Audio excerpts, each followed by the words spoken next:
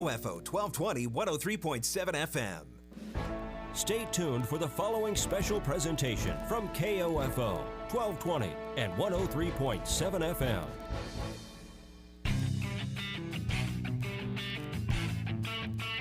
KOFO, your sports source for East Central Kansas, welcomes you to the Superstands Cleaning Service Ottawa University Basketball pregame show. Whether it's carpet, upholstery, furniture, or tile, make Superstand your cleaning man. Call Superstands Cleaning Service for a free estimate today at 418-2463. Now, let's go courtside and join KOFO's Casey Weeder.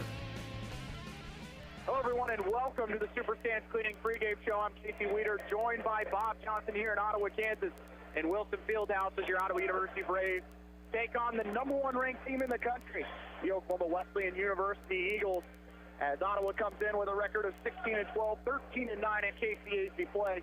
The Eagles 27-1, 21-1 in the conference. Oklahoma Wesleyan, Bob, has not lost a road game in 366 days. Well, that's a daunting task here for this Ottawa University Braves team. You see the quality that's out there warming up as we're watching the warm-ups here and trying to not get clobbered by basketballs. Really, when you take a look at this, this is one of those classic deck stacked against you type games when it comes to Ottawa University's side. You've got the #1 team in the nation. You got a team who hasn't lost on the road in just over a year, and you're without Taz Jones. So, what are you going to do? Taz Jones, as you mentioned, picked up 2 technicals on Saturday against McPherson College, so the senior unfortunately played his last home game a week ago and has to sit this one out. He is eligible to play on Saturday. The Braves could have appealed it, but the appeal process can take as long as 2 weeks. The Braves, if they pull off the victory tonight, wouldn't have counted in the end, so Braves rather save Taz for Saturday for that matchup against St. Mary's. Some positive for the Braves, Bob. Ottawa 4-3 against Oklahoma Wesleyan under head coach Aaron Stevens-All, 5-1 against Oklahoma Wesleyan here in Wilson Fieldhouse. The Braves have won 4 straight against the Eagles. The last time Ottawa lost Oklahoma Wesleyan here at home was November 5th, 2011, and even lost that game just 85-84. Ottawa 11-2 at home this season, Bob, and 11-0 when students are on campus. This has been a building where Ottawa has played well this season. And you have to like that. You have to like that momentum. The thing is, for this team, it's going to be defense. That has been the struggle all year long.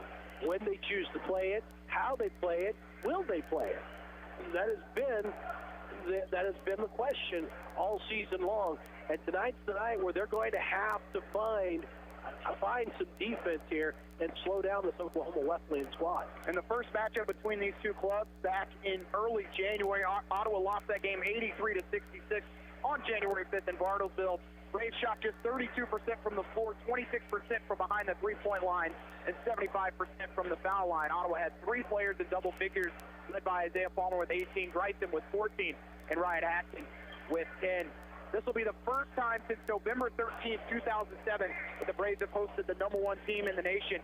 Back then, it was #1 Mid-American Nazarene University. Braves lost 83-69. Current Ottawa University assistant coach Phil McClintock was a junior that year. He finished with 9 points, 9 boards, 2 blocks, 2 steals, and 1 assist. Having someone on your staff that has been in a moment like this in Wilson Fieldhouse has to be huge for your team tonight. Well, it has to be, because you have someone who can kind of talk to you about that experience and try to get you mentally right. But that's only part of the battle. The players themselves are going to have to stay sharp mentally and physically, and they cannot allow anything to get into their head. They have got the battle here tonight, and that's going to be the biggest key of all. But also, another big key, what's going to happen down low without Taz Jones here? We're going to see Connor Kagi play some here tonight. He hasn't played a whole lot. What does he have available to him here? Your bigs are going to have to step up here with the absence of Taz Jones. We're going to take our first time out. You've been listening to Ottawa University Braves basketball here on 1220 at 103.7 FM KOFO. When nasty dark spots and stains invade your home's floors and upholstery, wait, it's a truck, SUV. No, it's Stan's cleaning service van to the rescue. With over 40 years of experience, Stan is a superhero at battling villainous stains and spots, using hot water extraction steam to clean carpet, upholstery, grout, and tile. And VCT towel maintenance, your home will shine and smell oh so good. Let Stan be your cleaning man. Call 785-418-2463. You've spent countless hours and more money than you even realize establishing and running your business. When was the last time you evaluated how you're marketing your business? Other than your family and a few friends, how many potential customers or clients even know where you are or what you do? KOFO Marketing can help. Local radio advertising is still one of the most effective and affordable ways to share your message every day. Daily radio advertising builds image, trust, and value. Don't you want that for your business? Email sales@kofo.com or call 242-1220. Welcome back as we have about 6.5 minutes. Still the national anthem in starting lineup. Ottawa coming off a victory on Saturday as they defeated McPherson 104-103 in overtime at the Sports Center.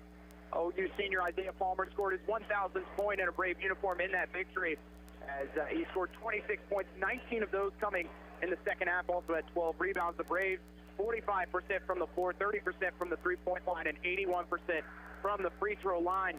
Gerald Bowie scored a career-high 19 points. Ryan Haskins finished with 15, all of those coming from behind the arc. Cass Jones and Mason McDowell finished with 10. For Oklahoma Wesleyan, they are coming off a victory over York College on Saturday night. And the victory in that one, 83-64. Oklahoma Wesleyan didn't shoot the ball as well as they usually do, just 37%, 33% from the three-point line, but it was their defense and then their ability to get to the foul line as they were 81%. Albert Lawrence, who only averages going into the game just over 6 points a game, scored 14 in the win for Oklahoma Wesleyan. Isaac Rowe finished with 13. Both KJ Malvo and Lance Tipton had 11 points apiece. Josh Wiltsham leads this team at 13 points, 9 rebounds, and 1.5 blocks. KJ Malvo leads the team in assists per game at 3.3. And Albert Lawrence is Oklahoma Wesleyan's leader in steals per game at 1.1. When we run through these stats here, it's going to be a lot of ones and twos in the national rankings for Oklahoma Wesleyan. They are first in the nation in total rebounds per game at 45. First in total rebounding margin, 14.7. First in offensive rebounds on the year, which is 1,273. And then on the second in the nation, defensive field goal percentage at 37%. Second in total three-point field goals made with 343. Second in offensive rebounds per game at 15.1. This is a team that has been dangerous all season long, and it's not just one guy that can beat you. They've got 4 or 5 guys that can go off for 30 on any night. Very similar to the structure that we talked about when they played Southwestern a few weeks ago. You know Cam Hunt was going to get his 40. But what makes them so dangerous is if you leave someone open, like what happened in the first matchup, they're going to make you pay. Ottawa allowed Lance Tipton to get going early on, and Ottawa paid for it as he went off for 17 points. You can't allow him to do that tonight. And Ottawa has to play almost a perfect game to get the win over Oklahoma Wesleyan. We're going to take another timeout. You're listening to Ottawa University Braves basketball here on 1220 and 103.7 FM KOFO. Puppies, kids, and Saturday night poker parties can all wreak havoc with your home's floors and furniture. Time to call Super Stan's Cleaning Service. Stan knows a thing or two about cleaning spots and stains, because over 40 years in business, he's seen a spot or two. Using hot water extraction steam to clean carpet, upholstery, grout and tile, and VCT towel maintenance, your spots and stains won't stand a chance. Let Stan be your cleaning man. Call 785-418-2463 or on Facebook at Super Stan's Cleaning Service. The KOFO Sports Guide keeps you in touch with your team, area high schools, or Ottawa University. Find your team's schedule in the KOFO Sports Guide, featuring football, volleyball, wrestling, and basketball, golf, soccer, tennis, baseball, softball, and track. Pick up your free KOFO Sports Guide at Beckman Motors, 7 Cedars in Princeton, Frank Eye Center, Great Life Golf and Fitness, and Quality Structures Incorporated. You can also view the KOFO Sports Guide online at KOFO.com. Welcome back as we'll look at matchups in the KCAC this evening. Avila is at Tabor, number 6 Southwestern at Sterling, number 1 Oklahoma Wesleyan, of course, here in Ottawa. Kansas Wesleyan is at York. Friend at number 22 is at Bethel, and St. Mary is at Bethany. Current standings in the KCAC, Oklahoma Wesleyan at 21-1, A victory for Oklahoma Wesleyan tonight clinches their first KCAC title since joining the league in 2015. The last team to cut down the nets here in Wilson Fieldhouse was Friends after a victory in the KCAC championship game in the tournament final in 2008. As we get Bob Johnson back on here, what is some of your keys for tonight when you look at what the Braves have to do to pull off the biggest win in school history? Well, I think it starts, as we talked about earlier, the defensive side of the ball. You have to try to find a way to slow down this offense for Oklahoma Wesleyan. The other side of that is you're going to have to find a way to get your offense going, and you're going to have to find a way to get your bigs involved. Taz Jones being out, that takes a real big body and a big presence from down low and takes it away. So there's those, to me, are some of the keys here that the Braves have got to find a way to execute with if they want to win. For me, Bob, when I look at the keys for tonight, Ottawa has to find a way to make their open three-pointers. Oklahoma Wesleyan shot 42 three-pointers on Saturday in their win against York. They made 14 of them. They were 11 of 34 in that first matchup. Ottawa, when they get that opportunity to shoot an open three, it has to go down. You can't have a night where you go 7 of 35. You've got to go 14 of 40, 14 of 35 to have a chance. Secondly, no Taz tonight. It falls on the shoulders of Mason McDowell, Kyle Patrick, and Connor Takey. They've got to find a way to frustrate Joshua Wilczcom down low. Wilczcom fouled out of the game against York with 10:43 to play on Saturday. York not afraid to get after him when he got the ball inside. Saw a lot of double teams. However, when you do leave other guys open, they can hit the three-pointer like they did against Ottawa the first time when they went 14 of 42. The score when Wilczcom fouled out of the game on Saturday was 55-46 in favor of York. Oklahoma Wesleyan outscored York 28-18 to finish the game. So there's other guys that can beat you, and you either have to decide you're going to take Wilczcom out of the game or you're going to take the shooters out of the game. Ottawa has to make that decision early on, or if they're trying to chase guys all over the floor all night, it's going to be a long evening.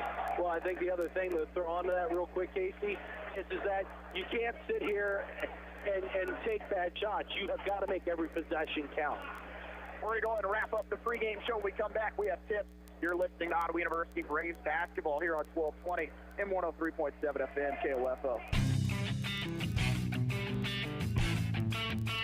Thank you for listening to the Superstands Cleaning Service Ottawa University Basketball pregame show. Tip-off is coming up.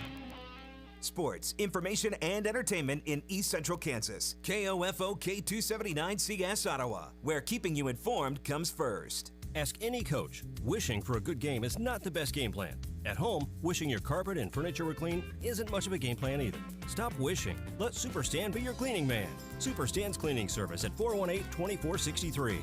Stan's been making life clean, fresh, and more enjoyable for your friends and neighbors for over 40 years. Kids, pets, unexpected visits from relatives, they all can take a toll on your carpet. Live life clean and fresh. Call Superstand's Cleaning Service today at 418-2463. Let Stan be your cleaning man. 418-2463.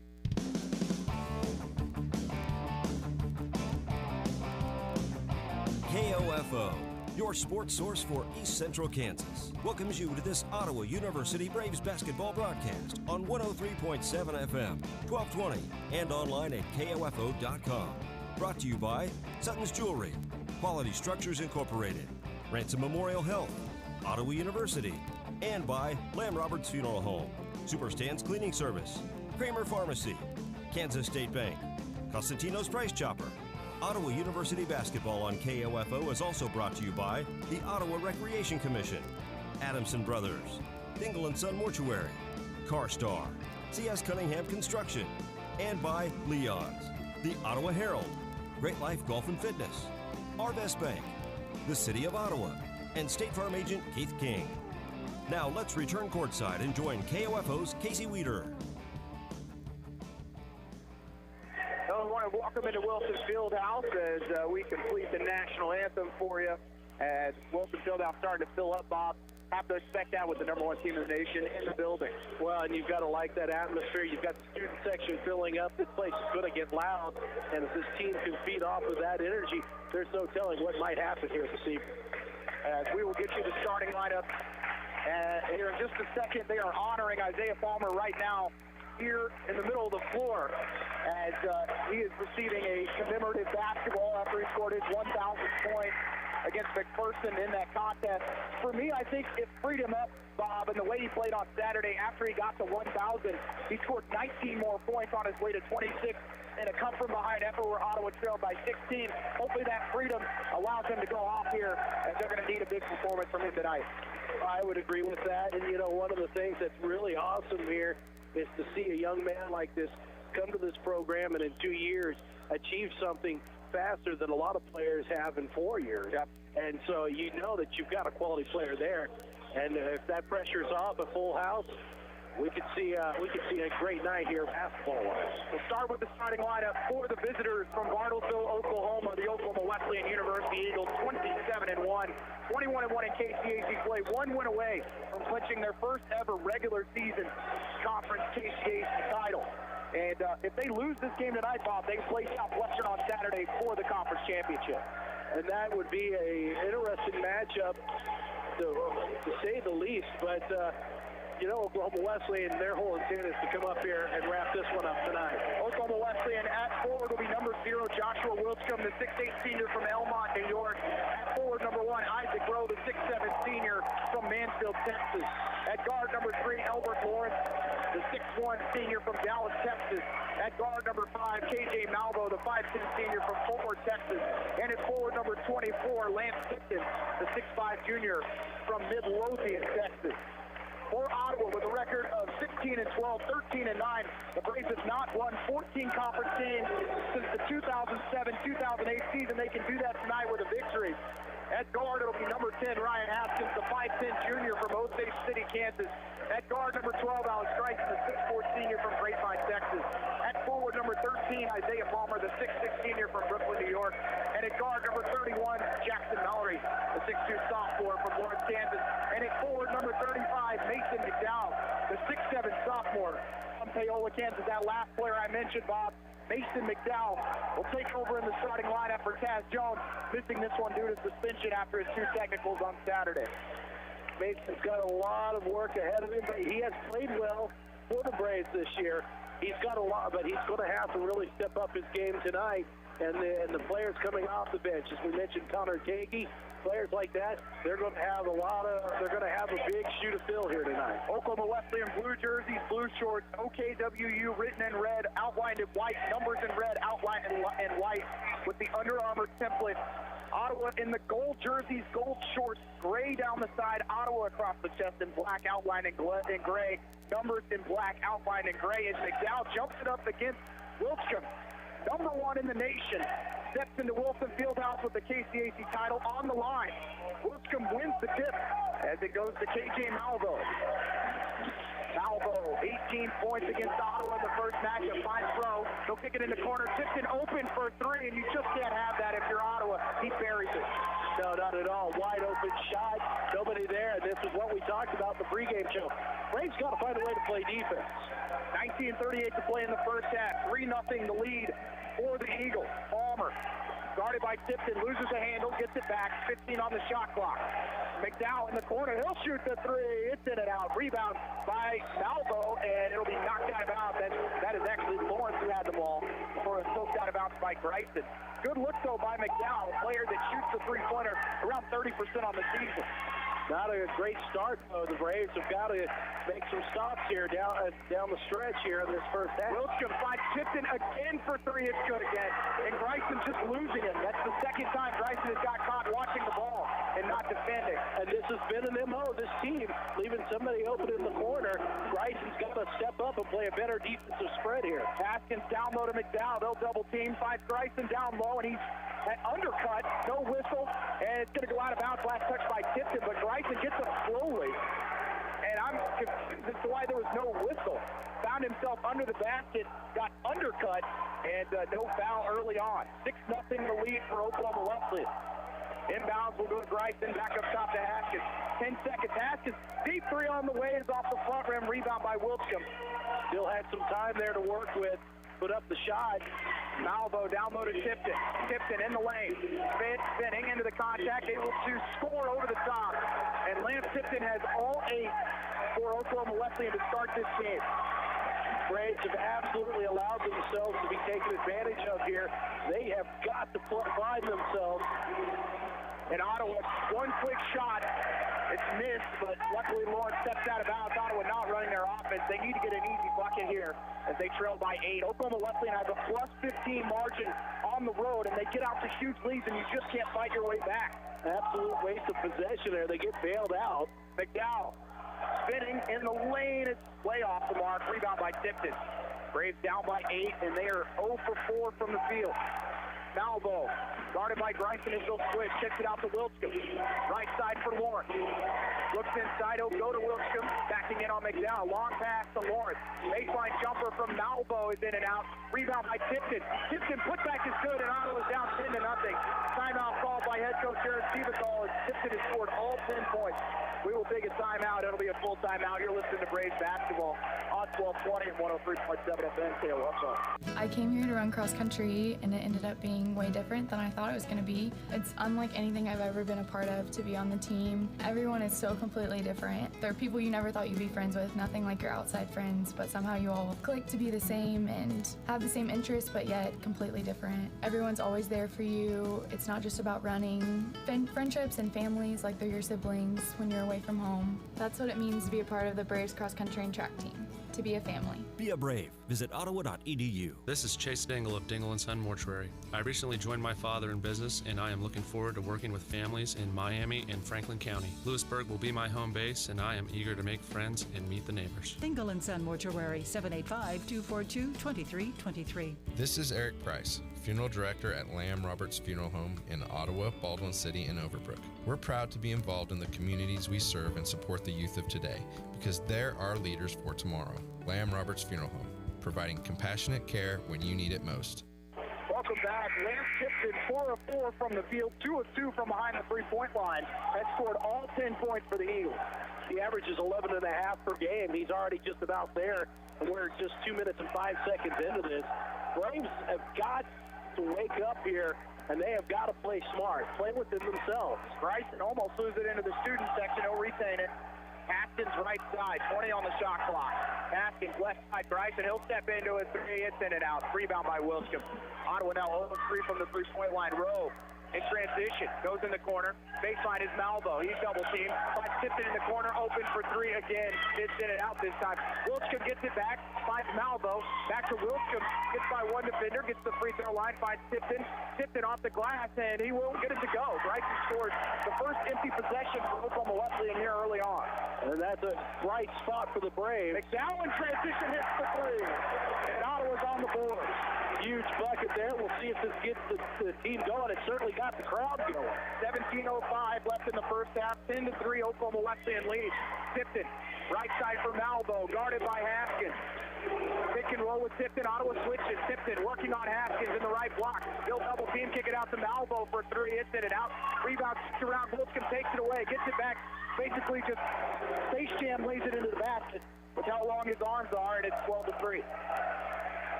There's not much you can do on that one there. The Braves played pretty well defensively, but when you've got a player with that sort of length, not much you can do. Mallory drives baseline, finds Palmer. Palmer's fouled on the arm, and he's going to shoot 2. Good look by Jackson Mallory to get an easy look at the basket for Isaiah Palmer. And I think the Braves have got to work on that right now. Just chip away at the stone here, as Darryl Smith would say. Try to get some high percentage shots here, make some defensive stops. Free throw for Palmer is good. In for Oklahoma Wesleyan will be number 12, Jake Fikert, the senior from Flower Mound, Texas, along with number 32, Jansen Litsky, the 6'6" sophomore from Owasso, Oklahoma. Fikert, a starter on this team a year ago, has found himself as the 6th man off the bench, but shoots it better from behind the arc than anyone else in the conference. Matt Balde has also checked in for Ottawa University. Palmer second's no good.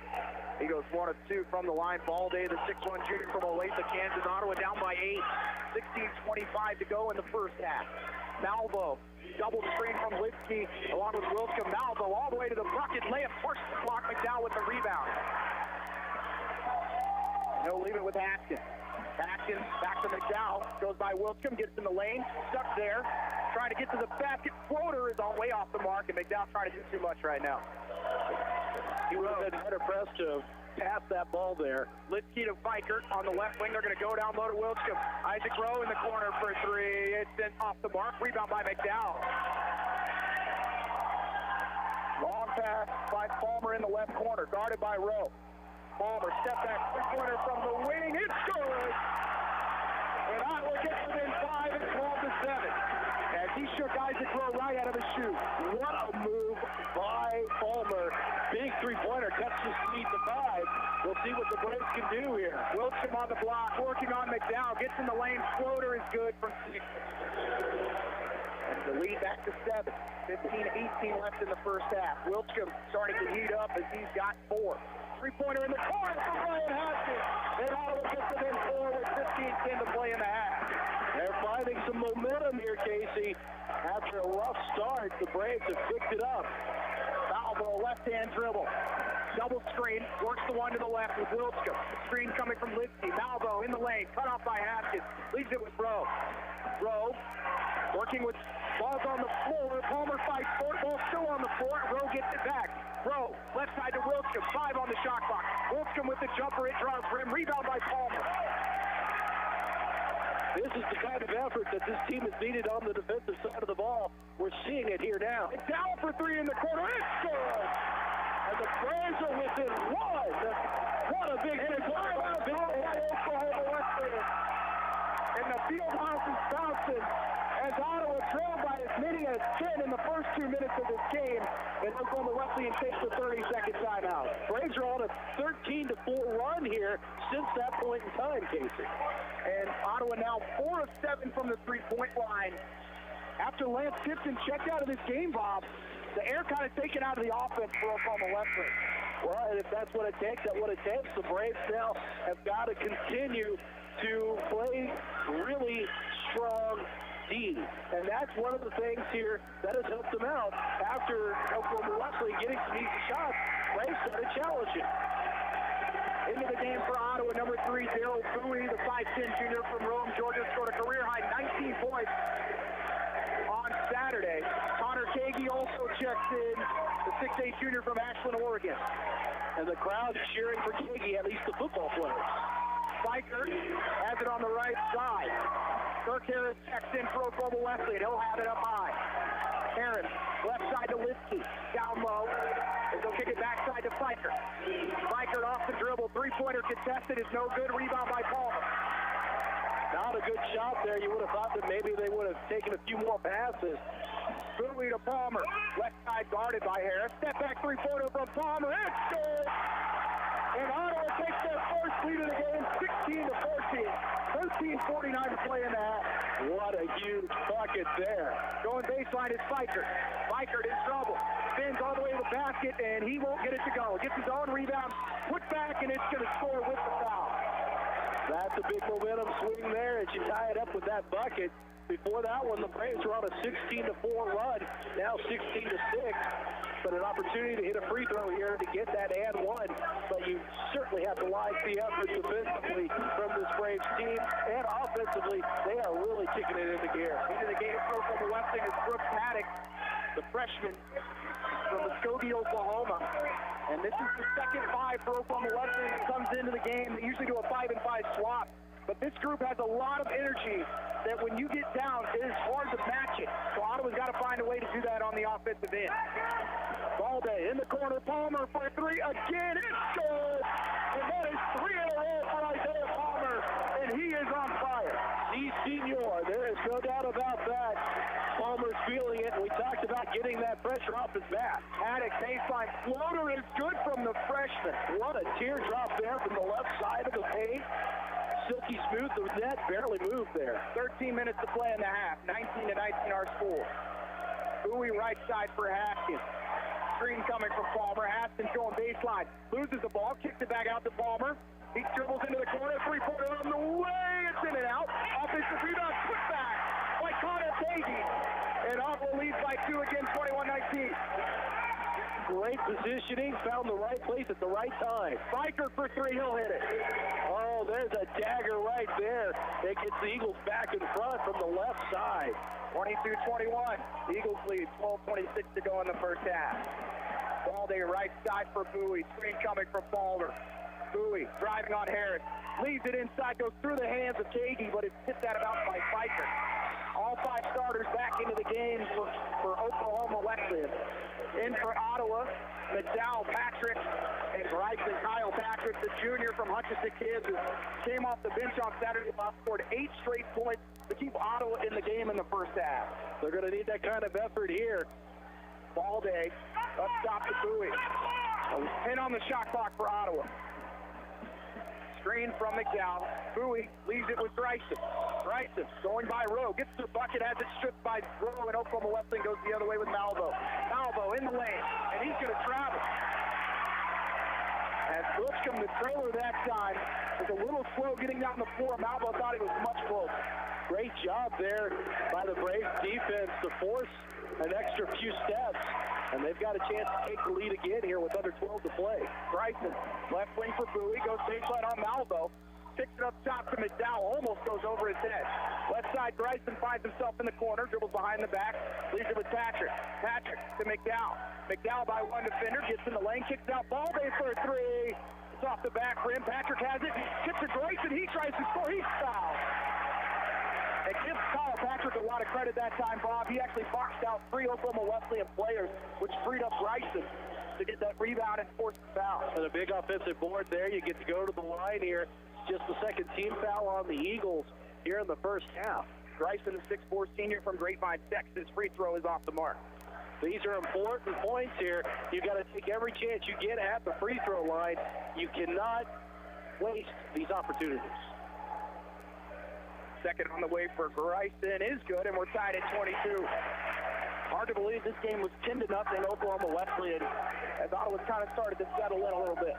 They have.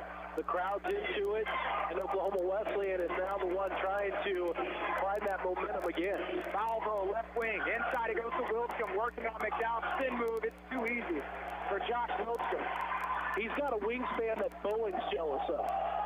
Bryson, back to Bowie. Keeps the dribble, picks it up, finds McDowell. A little bit of a mismatch here for McDowell. They'll go back to Bowie, and they're going to keep Wilscomb on it. Now they'll switch with Malvo. Double screen here for the Braves. Bowie looking to attack the basket, kicks out to Bryson, open for a 3. It's good, and Ottawa regains the lead, 25-24. The Braves 7 of 12 from behind the arc on. Right now, it is that three-point shooting that has really propelled them here tonight in this first half. Rowe, as Bryson steps out on him up high. Rowe inside to the free throw line, getting to the basket, trying to score, and a whistle late, as Bryson will be called for the foul. That was great effort there by Bryson. He struggled early on the defensive side. You can't dislike what he just did there. That is the second team foul on Ottawa in this fast-moving first half. Rowe's free throw is good. At the end of the game for Ottawa is Jackson Mallory, and Isaiah Palmer is checking out. Will be Patrick and Bowie. That's the first point for Isaac Rowe. One of many Texans on this roster for Oklahoma Wesleyan. Free throw on the way for Rowe is no good. Rebound by Grayson. Braves are shooting 44%. Oklahoma Wesleyan almost 53%. So the Braves defense still with a lot of work to do here. Balde left corner. Back to Mallory. Right side, McDowell. McDowell started by Wilscomb. They'll go back to Palmer. Palmer stuck there, picks up his dribble. McDowell steps into a way deep 3. It is way off the mark. Not the one you want. Rowe with the board. 9-25.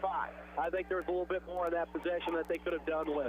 Rowe has it stripped by Palmer. McDowell picks it up before it goes out of bounds. Braves have numbers if they throw it the length of the floor. He was trying to throw it to Balde on the other side of the floor. A little too amped up with Mason McDowell as it hits the rafters. If it wouldn't have hit the rafters, I think it would have hit the stratosphere, because that thing was a moonshot, my friend. McDowell's going to come out of the game. Tipton inbound for Oklahoma Wesleyan right in front of us. 9:59 left in the half. Ottawa against the #1 ranked team in the country. Malvo steps into a 3 for straightaway. It's off the mark this time. Rebound ripped away by Palmer. but it looked like it was going into the hands of Albert Moore. Good job finding the position, getting that defensive board. Braves now trying to set up here and get some points on the board, tied at 25. All day right corner, interior pass goes to Palmer, guarded by Simpson. Jab step, jumper from Palmer, it's going to be long. No ball movement that time by Ottawa, and it's going to be knocked out of bounds. Last touch by Oklahoma Wesleyan. It's Iggy forcing Wilscombe to knock it out of his hand. The officials are going to talk about it here, Casey. And Kagi comes out of the game. McDowell comes right back in. 30 seconds on the shot clock, 9:27 left in the half. Inbound's got to go quick. It'll find Gryson. Gryson attacking on Wilscombe, and he still makes the block. Again, that wingspan is just crazy. Tipped it open for a three. It's off the mark. Rebound knocked around, and Balde picks it up for the break. Big break for Ottawa. Tipton has been lighting it up. Gryson all the way to the bucket, and he's fouled. They're going to say it is on the floor. Boy, I'll tell you right now, if that was indoor soccer or the National Hockey League, that'd be 2 for tripping. And they're going to say Gryson was heading to the bucket, but I want to... They are going to say he was in the process of laying it up, so Braves will take it. As he shoots 2 more, 1 of 2 on the evening. Make it 2 of 3 for the senior from Grapevine. Spiker and the freshman Brooks Haddock back into the game. As Ottawa leads by 1. Second for Gryson's good as Ottawa goes up by 2, 27-25. 9:09 left in the half. Haddock finds himself open on the corner. 3 is good and the foul.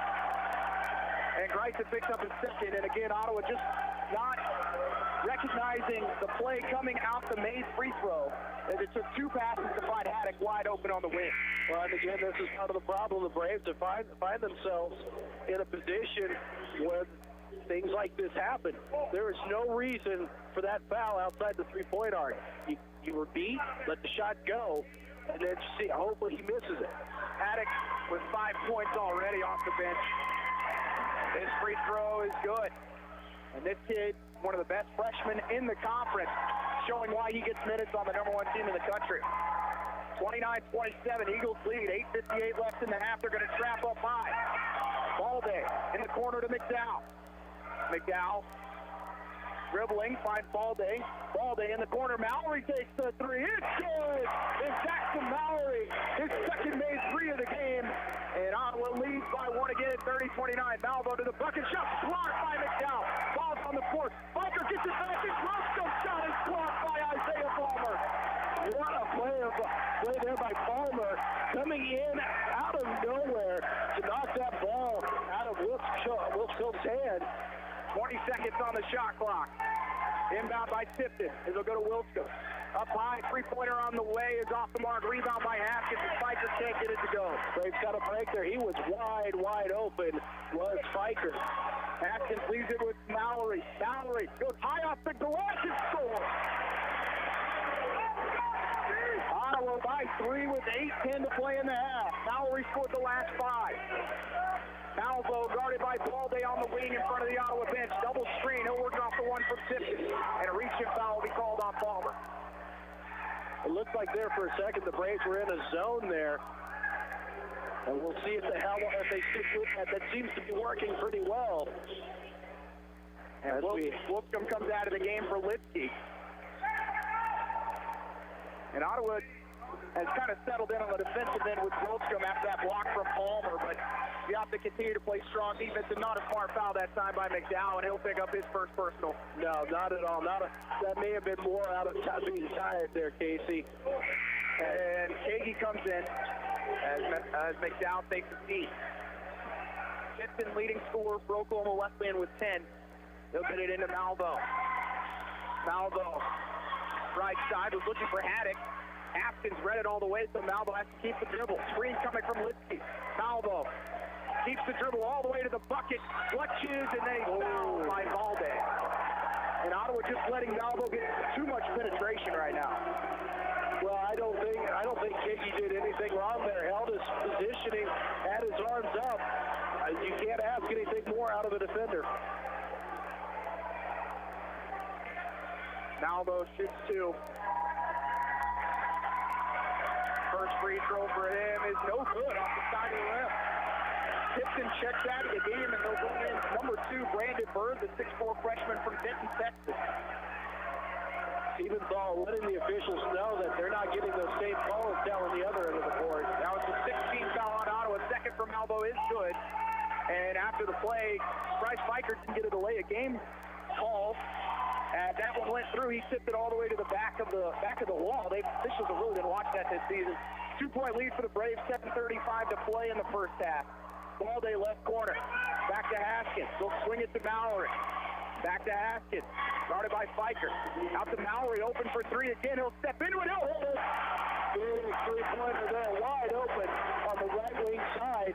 And the Braves continue their hot shooting from behind the arc. Malvo up top to Haddock. He'll shoot another 3. It's good. It's Brooks Haddock. That thing was so high in the air, Casey, it brought down rain. 35-33 Braves lead. 7:05 left in the half. Hot shooting for both squads. Mallory up top to Palmer. He works on Haddock, and they're going to call a foul on Oklahoma Wesleyan, as that's going to go on Bird. His first personal 14th foul on the Eagles. I want to give a quick shout out. We have a movie star here tonight. Michael Myers is in the crowd. He just put a 3-point sticker on the wall. But everybody's to get him in the building, I guess. Hey. 6:55 left in the first half. Braves by 2. Mallory on the right side of the floor. They're looking for the lob. They'll go back to Haskins. He'll step into another 3. It's good. Bang. And Ottawa is 10 of 16 from the 3-point line in the half. They've opened up to a 5-point lead here, Casey. Haddock gets in the lane, steps into a jumper. It's no good. Rebound pulled down by Connor Kagan. That's where 6'10" frame will get you. It's a big defensive rebound. And an offensive foul will be called on Mallory. And that's a big one as Palmer was stepping into a 3 that was good, but they'll call the offensive foul. That's the 17th foul on Ottawa. Isaac Rowe comes back in. My only concern right now, Casey, is that the energy spent by this Braves team, is there going to be legs there in the second half. You know the law of averages are going to catch up to you. You're not going to be able to keep up this hot for 3-point shooting. Malvo, left wing, looking to go on Haskins. Goes baseline, kicks it in the corner, and stepping out of bounds is Malvo on the baseline. Braves defenders forced him tight to the baseline, forced him to step out of bounds. And now Ottawa's got a chance to keep this lead a little bit larger. 38-33, 6:10 left in the first half. Mallory goes left side for Palmer, crosses over on Rowe, and then they're going to call him for traveling. Wow. That is turnover number 3 on the Braves.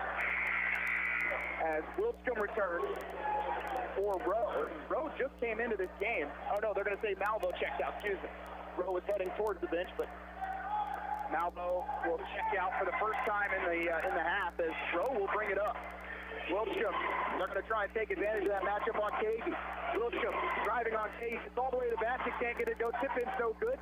Wilscombe has it, loses it. McDowell gets it back. And then they're going to, Cagey got it back, but stepped out of bounds. So a fresh shot clock. But Ottawa has to box out right now. Oklahoma Wesleyan with a huge size advantage on the floor.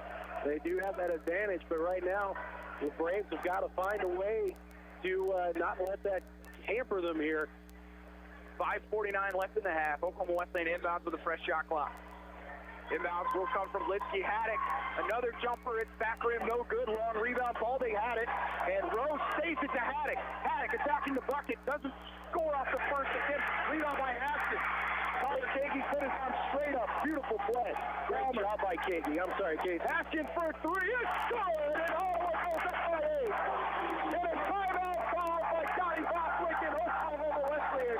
The Braves with the biggest lead of the game. It's a full timeout, and we'll take it with them. You're listening to Braves basketball here on 1220 and 103.7 FM KOFO. Need a recap of the ball game? Subscribe today and never miss a score by reading the Ottawa Herald sports page or visit online at ottawaherald.com. A 3-month subscription is only $24 plus tax, and that includes internet access. Call the Ottawa Herald at 242-4700, option 2. Have you seen the Coliseum in Rome? Kind of crumbly looking, isn't it? That's because it wasn't built by C.S. Cunningham Concrete. In fact, if C.S. Cunningham had been around back then, the Leaning Tower of Pisa would simply be known as the Tower of Pisa. No lean. That's because C.S. Cunningham Concrete does it right with fully trained and licensed workers. If they'd built the London Bridge, there'd be no song about it falling down. Commercial, residential, concrete. C.S. Cunningham, 785-242-7101. Quality Structures Incorporated in Richmond is proud to sponsor this KOFO sports broadcast. They know that experience matters on the field and when it comes to your building needs. Visit qualitystructures.com and put their years of experience in constructing post-frame buildings to work for you. Braves now 11 of 17 from behind the arc, and they have their largest lead of the first half at 8.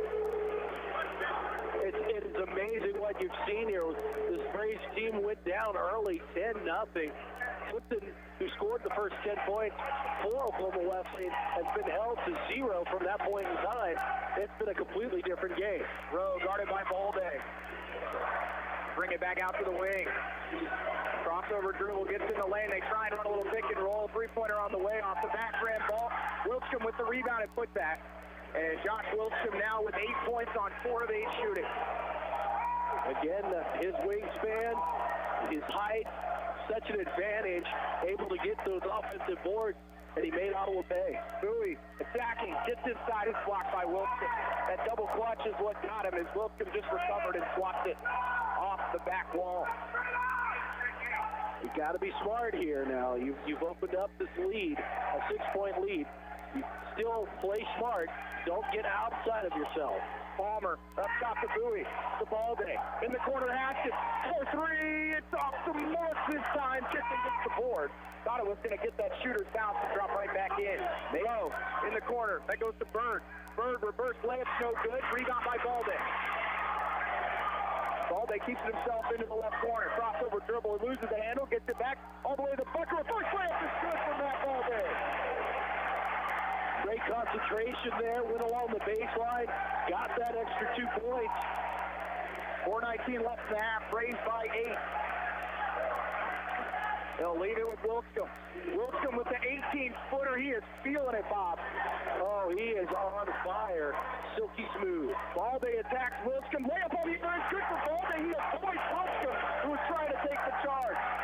He did a great job of avoiding getting called for the charge. Went right by him. And it was just funny to watch Wilscomb just look over. He couldn't believe it. Tipton in the lane inside to Wilscomb. He's good off the glass. And that time Tipton was able to go by Palmer, and McDowell had to make a decision on who he was going to guard. No look pass there, Casey. If I'm Oklahoma Wesleyan, I'm going for that shot all night long. It's been there. Haskins to Palmer. Back to Haskins, 14 on the shot clock. Now Bowie on the arrowhead, working the right side of the floor. 8 seconds on the shot clock to McDowell. He shoots the 3. It's off the mark. Rebound by Balde. Had it in his hands and Tipton took it away. Out to Rowe in transition. Rowe has it inside to Wilscomb. Wilscomb, cross-court pass by Paddock. Paddock inside. Fade away off the glass is no good, but if Wilscomb gets it back, it's his own rebound. Looks to put it off the glass, can't score. Ball sits around. Balde has it. And there's going to be a reach-in foul on Isaac Rowe. Wilscomb for Oklahoma Wesleyan is gassed, Casey. He is exhausted. Paddock will come out along with Bird, so the starting 5 back into the game. Payton comes in for McDowell. With 2:57 to go in the first half. I would be going right at him, Casey. He is tired. You might be able to get him into foul trouble here. Haskins inbound by Balde in the right corner. Up top to Bowie. Back to Balde. Balde. Back to Bowie. Left side for Haskins. Sorry by Malvo. Asks for a screen. He'll get it. Dribbles into a double team. He's in trouble. And it is going to be stolen by Malvo. Malvo in transition. Throws up a shot. And they're going to say it's on the floor. But Oklahoma Wesleyan already in his opponent. And that's one that Haskins is going to want back, Bob. That double team put himself in a heap of trouble in that left corner. He sure did, and that was not a good move. You got to, unfortunately for Kagi, he picks up the foul, but I think that was a good foul there. As well, now they're going to say it is for 2, but it's going to be the 1-and-1 here. Malvo, free throw is up and good. J.J. Malvo now with 2 points. He's 0 of 5 from the field, 2 of 3 from the foul line. Lead is now 5. Salvo, the righty. Free throw is up and in and out. Kagi had the rebound, lost it. Haskins has it. Well, and the player for Oklahoma Wesleyan was all over Kagi on that rebound. No whistle. Haskins up high. 19 on the shot clock for the Braves. Dribble handoff with Bowie.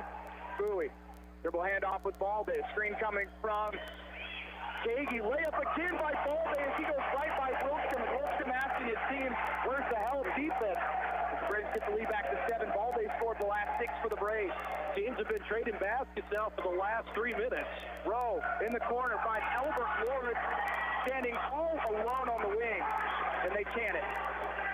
He could have colored in a coloring book by the time someone would have got over there.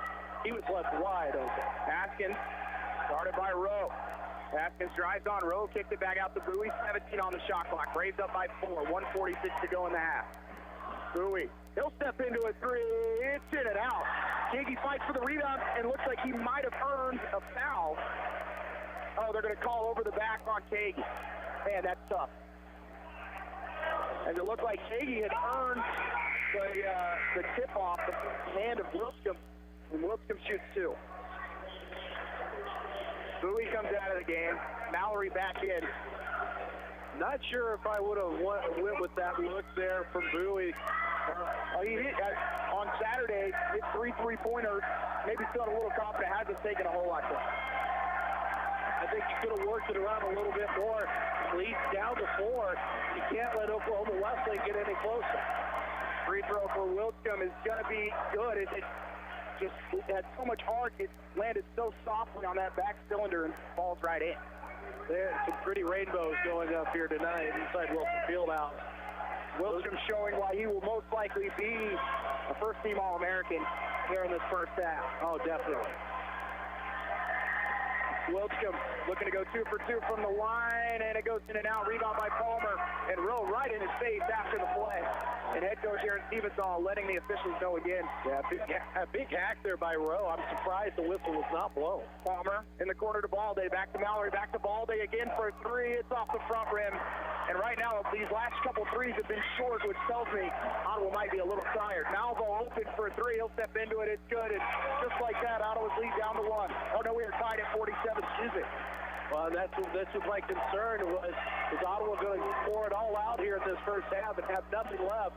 And you can see that there are some tired legs. That pass right there, Casey. Tipped out of bounds by Tipton. Mallory's pass, not a lot on it. 1:03 left in the half. We're tied at 47. Ottawa is 11 of 21 from the three-point line. All right, Haskins will inbound it to Mallory. And we have 1 minute left in the first half. Mallory, as they will switch, which leaves Palmer, started by Tipton. And an offensive foul will be called on Kagi for the illegal screen. That's going to be his 3rd foul, and now one of your bigs is in foul trouble. You're going to have to rely on Mason McDowell really to carry the load here. Kyle Patrick going to probably have to play a little bit of that 5 position for the Braves. He's Isaiah Palmer's first sub off the bench. 51 seconds left in the half. It's tied at 47. I don't think Coach Steve feels like the fouls are being called the same way on the other side of the floor. And there's a huge foul difference. 10-5, the Braves have 10 fouls. Wilson spins in the lane, goes right over the top. McDowell scores. And Oklahoma Wesleyan retakes the lead, 49-47. Wilskam has 15 in the half. About a 2-second differential between shot clock and game clock as Mallory will keep it near midcourt. Braves play smart here. Get the shot you want. 15 seconds left in the half. 12 on the shot clock. Screen coming. Mallory guarded by Rowe. Backdoor pass by Balde, and he's going to be fouled with 6 seconds on the shot clock. That is the 16th foul on Oklahoma Wesleyan. So the Braves can hold for the last shot here, Bob. You got to make it count here, because you're going to take this one into the half. You can take it at tied, which I think would bode well. They'll lob it to Palmer in the corner. Tipton steals it away, and then loses it out of bounds. And Ottawa gets the ball back with 5 seconds remaining. they're going to turn it the other way. So it will be tipped into inbound, and now Oklahoma Wesleyan gets the final shot of the half. Not what you wanted to have happen. Inbound goes to Rowe. He'll find Malvo. Malvo in transition all the way to the bucket. Layup at the buzzer's good. And Ottawa gives up the length of the floor play. And Oklahoma Wesleyan will have momentum going into the second half as they lead by 4, 51-47. We'll take a timeout here listening to Ottawa University Braves basketball on 1220 and 103.7 FM KOFO. Kramer Pharmacy, downtown Ottawa, hopes you're enjoying this KOFO sports broadcast and wishes all the area teams good luck this season. Call Kramer Pharmacy today and ask about their convenient MedSync program that allows you to have all your prescriptions filled at the same time each month. Call 242-2055. Great Life Golf and Fitness is proud to be a sponsor of this Ottawa University Braves basketball broadcast and a supporter of OU Athletics. For Great Life membership options to the golf course and fitness center, just visit greatlifegolf.com/Ottawa. Go Braves! The City of Ottawa makes it easy for you to stay informed and be part of your community by visiting their website, ottawaks.gov. You can sign up for city alerts and city news, report an issue you'd like to see taken care of, even pay your bill online. It's where the city and citizens come together online at ottawaks.gov. At State Farm, our goal is to help people manage the risks of everyday life, recover from the unexpected, and realize their dreams. This is State Farm Agent Keith King in Ottawa. Let me help you protect what's most important to you. Give my office a call at 785-242-9435 or stop by at 111 South Main Street in Ottawa. To protect your family and plan for your financial future, get to know your Modern Woodman agent. Hello, I'm Dale Pearson, your Modern Woodman agent in Ottawa, Kansas. Call me today at 242-6566. Modern Woodman of America. Touching lives, securing futures. Smart Ottawa shoppers know Cosentino's Price Chopper has the best rewards program in town. Only Price Chopper lets you earn points on all your purchases. Visit mypricechopper.com and start saving on food or fuel today. Shop Cosentino's, your local family-owned grocer since 1948. What it means to be an OU Brave is to be yourself. What I've learned here is I've created memories with friends, and I was actually really comfortable being in my own skin here. Everybody has their own personality, and we're all unique here, just trying to live significant lives. And I think I'm going to leave here with an imprint that will last forever and that I can hold on to and look back at and laugh at and see that I not only learned something, but I created friendships and memories that will always stick with me. That's what it means to be brave, to be yourself. Be a Brave. Visit ottawa.edu. Welcome back to Wilson Fieldhouse for the Braves. 51-47 in favor of Oklahoma Wesleyan Bob. Braves finished the half 11 of 21 from behind the arc, but squandered that 7-point lead before the break. And now the Eagles lead by 4. It culminated with a length of the floor layup, basically from KJ Malvo. You kind of began to feel in the later stages of that first half that the Braves were beginning to kind of lose focus and allowing some shots for Oklahoma Wesleyan to let them back into the ball game. And as you mentioned, the length of the floor layup, that's the epitome of losing focus. You give an easy shot right there. The defense has got to play better, has to be better. Oklahoma Wesleyan dominating in the paint. Ottawa without their post player, Cass Jones tonight, and it's shown 20-8 in favor of Oklahoma Wesleyan. Second chance points, 8-3 in favor of Oklahoma Wesleyan, and then 11 offensive boards for the Eagles. Majority of those coming from Josh Wilchcomb, who's got 4 of them. Well, as I mentioned, he's got a wingspan that Boeing will be jealous of. He can get that ball from any position without having to worry about committing a foul. You've got such long arms, such a long body, it just makes it so easy. And when you can get those offensive rebounds, those extra possessions, it helps you, especially when you're down, and now you're back up by 4. To start this game, Bob, Oklahoma Wesleyan jumped out to a 10-0 run. Lance Tipton scored the first 10 points, was 4 of 4 from the field, 2 of 2 from behind the arc. And Ottawa was forced to take a timeout at the 17:55 mark. Lance Tipton didn't score the rest of the half, but it gave Ottawa a chance at that timeout to kind of get their breath. It just felt like the Braves came out and were at another level when it came to their adrenaline, and it showed in those first couple minutes. Oh, I would agree with that. And the Braves got things working, but unfortunately, how much was spent in getting back into this game, taking the lead. You know, you get such an adrenaline high. When that adrenaline rush is gone, the come down is real hard, and that's something we have to keep an eye on here, because I think you started to see the tired legs. I think you start to see that adrenaline rush kind of go away. The first 5 minutes of the coming up second half, it's going to be huge, because if the Braves have nothing in the tank, Oklahoma Wesleyan can crack this thing wide open real quick. From that 17:55 mark up until the 5:28 mark, the Braves went 11 of 14 from behind the arc, and it came from all sources: Jackson Mallory, Ryan Haskins, Isaiah Palmer. And at that point, Ottawa was up by 8 when head coach Donnie Boswick took a timeout with 5:28 to go in the half. And at that juncture, you felt like Ottawa had all the momentum. You did. You could feel it. The crowd here was feeling it. The players were feeling it. But you also have to know, you're taking on the number one team in the nation. They're not going to roll over on their back and ask for their belly to be rubbed. They're going to come back after you.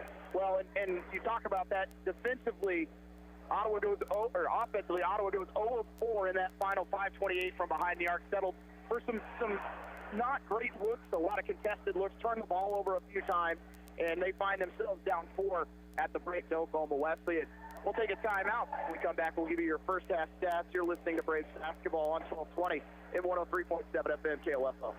You can just about hear that cold Kansas winter wind blowing, and you're going to want to make sure your heater is working this winter. The best way to do that is call the pros at Adamson Brothers at 785-242-9273. Adamson Brothers Heating and Cooling, maintaining your comfort for over 30 years. I came here to run cross country, and it ended up being way different than I thought it was going to be. It's unlike anything I've ever been a part of to be on the team. Everyone is so completely different. There are people you never thought you'd be friends with, nothing like your outside friends, but somehow you all click to be the same and have the same interests, but yet completely different. Everyone's always there for you. It's not just about running. Friendships and families, like they're your siblings when you're away from home. That's what it means to be a part of the Braves cross country and track team. To be a family. Be a Brave. Visit ottawa.edu. Valentine's Day is the same day every year, February 14th. So don't wait till the last minute. Play it smart this year. Head to Sutton's Jewelry in downtown Ottawa. Whether it's a new Vera Bradley design, earrings, a necklace, maybe a new watch, or you can never go wrong with diamonds, you'll always find just the perfect gift for your Valentine at Sutton's Jewelry. Open Tuesday through Friday, 10 until 5:30, Saturdays 10 till 2 at 213 South Main, downtown Ottawa. Open online anytime at SuttonsJewelryInc.com. Cyclone fans, stand up and cheer. Ottawa debit cards are here. Show your Cyclone school spirit with an exclusive Ottawa High School debit card, available only at Arvest Bank. Get yours today by opening a new checking account or upgrading your existing Arvest debit card. Even better, each card supports the Booster Club. Arvest encourages you to support local students and their after-school activities. Stop by their location on 3rd Street in Ottawa to get your Cyclones debit card today. Arvest Bank, member FDIC. Fees may apply. The calendar says what you've known for some time now. It's winter. At CarStar, we'll be sure your car and your coverage are ready for what winter weather can bring. Stop in today at 402 North Main or call 242-8916. CarStar. Relax. We'll take it from here. We're at the break as Oklahoma Wesleyan leads Ottawa 51-47. Leading scorer for the Eagles, Joshua Wiltschum, with 15, had 7 boards. 4 of those offensive, 1 assist and 2 blocks in 15 minutes of play. 7 of 13 from the field, 1 of 2 from the foul line. And that is where you're really seeing the Braves missing out on not having Taz Jones in tonight. Yeah, it's so obvious. They're missing that big body down low. And, let's give credit where credit is due. McDowell and Kagi have worked hard. They have tried hard. I think Kagi's a little unlucky with some of the foul calls that he's received here tonight to put him into the foul trouble that he's in. But, without Taz Jones, it's just a completely different ballgame. Well, and I was talking with the play-by-play guy, Max, for Oklahoma Wesleyan before the game, and he made it sound like they did not know if Taz was going to play tonight. So Josh Wiltschum, in pregame, he went over and talked to Taz while he was sitting on the bench to our right. You could tell that Wiltschum knew that he was going to have some opportunities after seeing Taz in street clothes. Well, and when you take a look at this, Casey, I'm going to be quite honest with you. If I'm Oklahoma Wesleyan as a coach, I'm taking advantage of everything. I'm taking advantage of that matchup down low. When you're beating your opponent 20-8 with points in the paint, I'm not going for anything else. Behind Wiltschum, it was Albert Lawrence. Make that layup. Tipton had 10 points and 4 rebounds, 2 of 5 from the three-point line. Isaac Rowe had 1 point, 5 boards. KJ Malvo, 7 points. didn't score a point until the final 5 minutes of the half and went on a little 7-point spurt there. Behind him was Brooks Haddock with 9, Jake Fikert with 6, along with 2 rebounds. The Jansen Lidsky added 1 rebound as they finished with 24 rebounds in the first half. That's another area where Oklahoma Wesleyan has been able to dominate this season. The largest rebounding margin in the nation, as they are the #1 rebounding team in the country. They shoot 45% from the field, 7 of 14 from the three-point line, and 4 of 6 from the foul line. For Ottawa, Isaiah Palmer finished with 10 points and 4 rebounds. Ryan Haskins, 9 points to go along with 3 boards. Nathan McDowell, 6 points, 2 rebounds. Alex Strykson, 6 points, 3 boards. Jackson Mallory, 8 points, 2 of 2 from behind the arc. Gerald Bowie, 2 points and a rebound. Matt Balde, 6 points and 3 rebounds. Ottawa, 47% from the field, 11 of 21 from behind the arc. The Braves have had several games this year where they haven't even gotten to 7 made three-pointers, but they go 11 of 21 in the half. At one point, they were 11 of 17. Again, not to be the broken record here, law of averages is going to catch up with you. You've got to find another mode of offense. So that means you're going to have to get into the paint and get some points on the board here in the second half. Braves just 4 of 6 from the foul line, where Oklahoma Wesleyan was 6 of 10. Fast break points in favor of the Eagles, 8 to 7. Off turnovers, 5 to 1. In the paint, 20 to 8. Second chance points, 8 to 3. Bench at points, 15 to 8. But Ottawa's still in it, Bob. This is a team that averages a plus 15 margin on scoring on the air. They score over 90 points a game and only give up 68. So for the Braves to be within 4 at this juncture, they did what they needed to do in the first half. You played an incredible first half offensively. You know you're not going to score.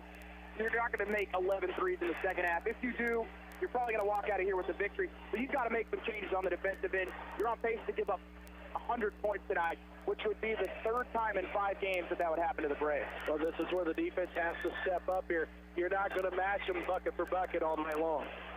The last field goal for Oklahoma Wesleyan was at the buzzer. For the Braves, it was with 2:22 left in the half, and that stretch really hurt the Braves as they were unable to connect from behind the arc and really get a good look at the basket over that final 2:22. Let's get you some scores real quick from the KCAC. Prince is in front of Bethel, 29 to 25. They're at the half in the men's game. Tabor in front of Avila, 35 to 28. They're at the half. Bethany with a 31-28 lead over St. Mary. Southwestern in front of Sterling, 56 to 39. And of course here it's 51-47. Oklahoma Wesleyan in front. York right now is in front of Kansas Wesleyan, 32 to 29. And if everything holds as it looks right now, that's who you're looking to take on in that first round of the conference tournament. But you know, if you could get maybe if you get a couple losses here, although Kansas Wesleyan might have some tiebreakers, but you know, they go into that first round kind of limping a little bit. Interesting to see the struggle for St. Mary so far. They're down 21 to 18 to Bethany. That's where Ottawa will be on Saturday up in Leavenworth. The Braves have really struggled against St. Mary over really the last 5 or 6 years. It's just been a place where the Braves have struggled to get a win.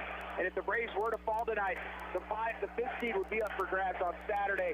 And Leavenworth, just a difficult gym to walk into and leave with a victory. Difficult gym to broadcast from. Well, from talking with Max before the game, he said that they actually let him sit on the floor. So they've made some renovations to their gymnasium. See if we might be able to get on the floor at the scores table this year instead of on the walking track of the arena. Ooh, you know. You want to drink in the KCAC, Bob? Well, hey, only the best. Well, we'll go ahead and take our last break for the start of our second half. You're listening to Braves basketball on 1220 and 103.7 FM KOFO. What it means to be an OU Brave is to be yourself. What I've learned here is I've created memories with friends, and I was actually really comfortable being in my own skin here. Everybody has their own personality, and we're all unique here, just trying to live significant lives. And I think I'm going to leave here with an imprint that will last forever and that I can hold on to and look back at and laugh at and see that I not only learned something, but I created friendships and memories that will always stick with me. That's what it means to be brave, to be yourself. Be a Brave. Visit ottawa.edu. When nasty dark spots and stains invade your home's floors and upholstery, wait, it's a truck, SUV. No, it's Stan's cleaning service van to the rescue. With over 40 years of experience, Stan is a superhero at battling villainous stains and spots, using hot water extraction steam to clean carpet, upholstery, grout, and tile. And VCT tile maintenance, your home will shine and smell oh so good. Let Stan be your cleaning man. Call 785-418-2463. Sports, information, and entertainment in East Central Kansas. KOFO K279CS Ottawa, where keeping you informed comes first. Welcome back. Ottawa down by 4 at the break. We will see the starters here for both squads. It looks like it will be, we'll wait and see here. For Ottawa, will be the starting 5. Haskins, Bryson, Palmer, Mallory, and McDowell. For Oklahoma Wesleyan, we'll go with Wiltshire, Rowe, Lawrence, Malvo, and Tipton. To start this second half off, Ottawa at this juncture cannot give up another 10-0 run. No, yeah. If the Braves start out like that again here, I think it would be safe to say game over. But this first 5 minutes going to be huge here. 366 days since the Eagles lost on the road. That was at favor in overtime. Ottawa only down by 4 at the break, find themselves in the game. McDowell dribble handoff as Ottawa gets the basketball. Finds Mallory. Right side Haskins comes off the screen. Malvo and then Wilscombe will double team it. He'll double team McDowell up high. McDowell in the lane's in trouble. Kicks it out to Mallory. Mallory drives, kicks down the corner. Three-pointer on the way for Greisen is in and out. Palmer gets the offensive rebound. Quick back. No whistle. Ball's on the floor. Picked up by Wilscombe. And Palmer is on the floor as he got hit in the head after there was no whistle.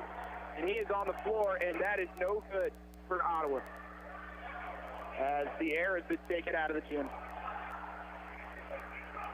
By Coach Siebenthal telling asking the official shaking his head, he didn't see it. Palmer did everything he could to get that offensive rebound. And head trainer Jen Rayburn talking to him. Looks like she's asking him questions about the game right now. Yeah. It worries me that could be a potential concussion. Well,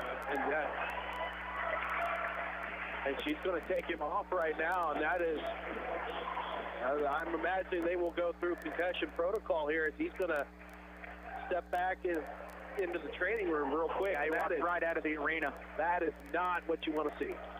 So 19:30 left in the game. Ottawa down 51-47. Kyle Patrick will come in for the Braves. Coach Siebenthal beside himself.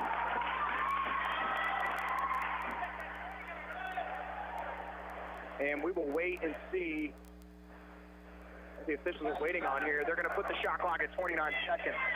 Head coach Aaron Siebenthal just, as you said, beside himself right now. And that one was not called a foul. Rowe, right side for Tipton. Bryson will guard him. To Malvo. They'll switch as Bryson guards Malvo. Screen from Wilcombe. Malvo, step back three-pointer. It's off the mark. Offensive rebound by Isaac Rowe. In the corner, tipped in for 3. It's off the front rim. Ball's on the floor. Mallory has it for the Braves. Second chance points really hurt Ottawa in the first half. That time, Oklahoma Wesleyan unable to take advantage. Haskins for the reach-in foul on Wilcombe. And for Wilcombe, that'll be his second personal. So he has to be careful here, Bob, with 18:59 left in the game. Palmer comes back from the back. And Palmer will head to the scorer's table. As Mallory gets the inbound. Left side for Greisen. Greisen finds Haskins. Haskins' three-pointer straight away is off the front rim. Rebound by Wilcombe. Not a good possession there, Casey. You got to try to get a better shot than that. Ottawa's missed their last 6 three-pointers. Wilcombe steps into a 3. It's long. Rebound by Greisen, who gets undercut by Tipton. And that is going to be the second team foul on Oklahoma Wesleyan. First personal on Lance Tipton. Patrick will come out. Palmer back in. Well, I kind of wonder if maybe that's a makeup call there, Casey. I'm not sure. There really wasn't a whole lot of contact. If anything, it came from Greison's teammate, Ryan Haskins. Yeah. Palmer on the right wing, started by Tipton. Palmer still dribbling in the left corner. Kicks it out to Mallory. Mallory by one defender. Kicks it out to Haskins. For 3. It's good in Ottawa. Within 1 at 51-50. Bravo left side to Lawrence. Lawrence goes baseline. He's cut off there. They'll leave it for Wilcomb. Wilcomb has it blocked by Grayson. Palmer gets it. And he's going to clear out as Ottawa has a chance to take their first lead of the second half. Wilcomb wanted a foul there. Haskins to Palmer. Open for three in the corner. It's off the mark. Rebound pulled down by Tipton. And a 3-on-2 here for Oklahoma Wesleyan. Wilcomb in the lane. And they're going to call the blocking foul on Haskins. Are you kidding me? Haskins was planted there for at least 3 seconds. Wow. And a definitive block signal by the official. I think his feelers might have been hurt. As the student section lets him hear it. Rowe in the left short corner. Cut off by Palmer. He'll leave it to Lawrence. Going baseline is Malvo. Runner is an air ball. Goes through the hands of Mallory. And out of bounds, last touch by Ottawa. And I didn't think that one hit the rim. And they reset the shot clock. Yeah, and now the officials are going to talk about it. And it should be somewhere between 15 and 20. Well, you know, we talked about the emphatic block call by the official on the far side, Casey. You know, and the Braves player thought he had drawn the charge and was excited. He had to be told that he didn't, and I think the official thought that the guy was getting angry at that. Malvo with the runner gives Oklahoma Wesleyan a 3-point lead, 53-50. 17:25 to go. Bryson to Mallory. Back to McDowell. McDowell drives on Wilcomb. He's fouled. And if that's on Wilcomb, that's his third. And it is. Wow.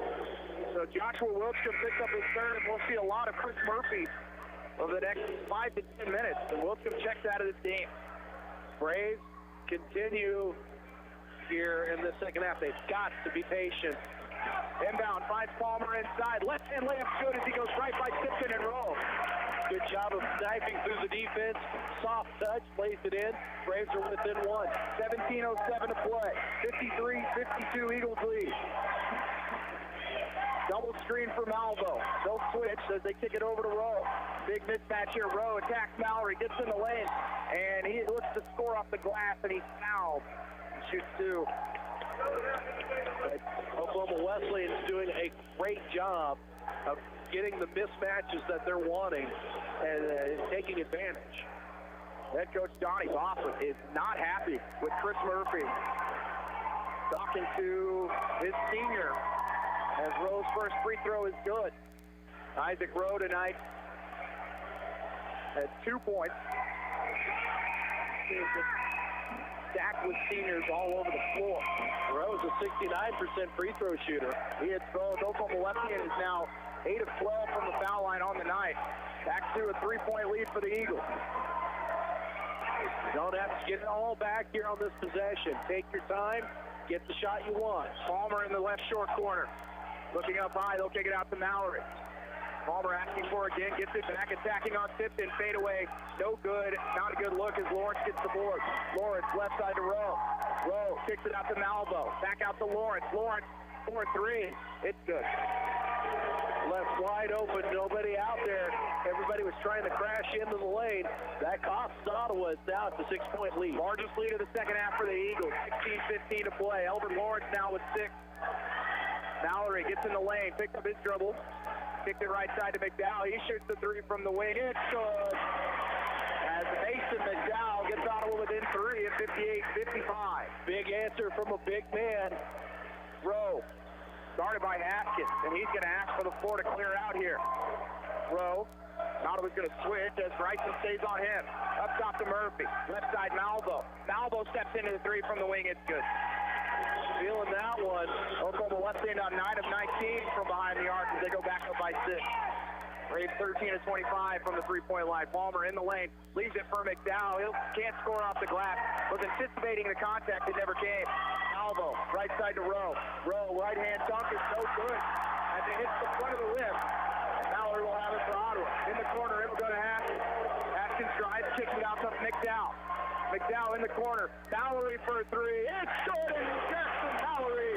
It's his third three-pointer of the game. Well, that's where you lose when you have your dunk that doesn't go in. That gives Ottawa a big boost of momentum, and they come down to hit a three-pointer, and now a little momentum swing. Ottawa 14 of 46 after the 30-second timeout called by Oklahoma Wesleyan to get in their second five. And Bob, this is where Ottawa got in trouble in the first matchup. The second five came out here, and they did not match up well. Jake Fikert took full advantage of the Braves in the first matchup. You've also got to get after Brooks Paddock as he checks into the game. You have Kirk Harris, who you can allow to shoot jumpers and leave some space to help out on those guys down low. Chris Murphy is going to stay in this game, I would expect, with Wilkcomb with 3 fouls. But Ottawa can take full advantage of the second group. If they can do that, they can find themselves within this game with 10 minutes to play. Well, but the one thing that they can't do is flip-flop baskets. You've got to make some defensive stops here. Now, we're almost to the first 5 minutes of the second half. They're within 3. Defense now has to step up. They will keep Malvo along with Rowe in the game. Step-back jumper from Malvo. It's no good. Palmer had the board. Fikert somehow comes away with it. Ball's loose. Litsky has it. Rowe has it. Nice shot clock for the Eagles. Right side Haddock wide open for 3. It's off the front rim. Palmer has it. This is the ball there. Mallory in transition. Mallory dribbles his way into the right wing. Finds McDowell. McDowell by one defender. Spins in the lane. He'll kick it inside the ball. Mallory again for a 3. It's off the front rim. He really didn't have a whole lot of legs on that shot. A little surprised I think he got the ball. Yeah, a little short on that one. Haddock at the foul line. Looks left side to Malvo. 19 on the shot clock. Malvo guarded by Balde. Works his way back to the middle of the floor. 14-20 to play. 10 on the shot clock. Malvo attacking the bucket. Goes in on McDowell. It's long. Rebound by Palmer. McDowell stepping in, forcing that shot. It was not a good one. That was a good defensive stop there for Ottawa. Mallory. Left-hand dribble. Finds Balde. Left wing. Balde up to McDowell. Right wing, Mallory. Mallory works pick and roll with McDowell. 7 on the shot clock. Ottawa's got to get some kind of look here. Mallory, 3 seconds. He's got to force something up through contact. It does draw rim, but that's it as Fikert shoots the board. Waste of possession there, and you've got to wonder why nobody was down low. Rowe with the jumper and a whistle and a foul. As Rowe took the jumper from just outside the free throw line, and he's going to shoot 2. Not a lot of contact there. They call Palmer for the foul. For Isaiah Palmer, that's his second personal. 3rd team foul on the Braves. Subs coming in for both teams after the first free throw. Isaac Rowe, 3 points, 0 of 2 from the field, 3 of 4 from the foul line today. First one's good. McDowell and Mallory check out. Kagi and Bowie come in. Kirk Harris will come into the game as Malvo gets a quick breather. I would expect to see him back within a couple minutes. Eagles is led by as many as 6 here in the second half. Second for Rowe is good. Tipton returns for Rowe. Much smaller lineup here for Oklahoma Wesleyan. As the biggest player on the floor right now is Litsky, the 6'6 sophomore. Braves have got to find a way to take advantage of this, although Oklahoma Wesleyan's gone into a zone here. Haskins, right corner, by one defender. Loses the handle, and he's hit on the arm by Haddock. And it avoids the travel. If Haskins puts that on the floor, it is going the other way. He got bailed out there with that foul. 5-point lead for Oklahoma Wesleyan. Inbound goes to Balde. Up top to Bowie. Back to Balde. Trying to get it to Palmer, who's double team, make it triple team. Balde to Bowie for 3 straight on. It's good. And if they're going to triple team Isaiah Palmer, those guys have to make some shots, and that's what Daryl Bowie did there. That was big there. Gets the Braves within 2. And if we continue to see that, the Braves, you're right, got to take advantage of that every opportunity. Harris, right side of the floor. Leaves it to Tipton. Tipton with the 3 in rhythm. It's good. Ooh. That's his first point since the 10 he scored. And Balde a little slow to get out and get a hand in his face. Probably didn't expect him to even take that 3 from NBA range. Haskins on the other end is way off the mark right now, and it's not a good look in rhythm. 5-point lead for the Eagles. Fikert, left wing. Long cross-court pass will find Haddock. Haddock on Haskins. Backing in on Haskins. Almost has it stripped away. They'll kick it out to Tipton. Deep 3 on the way is off the front rim. Ball's going to be knocked out of bounds. And it's going to be on Ottawa. They're going to call over the back. on Kagi, and he's fouled out of the game. And that is the 15th foul on the Braves. Not a good sign here for Ottawa. And Kagi's going to have to check out of the game.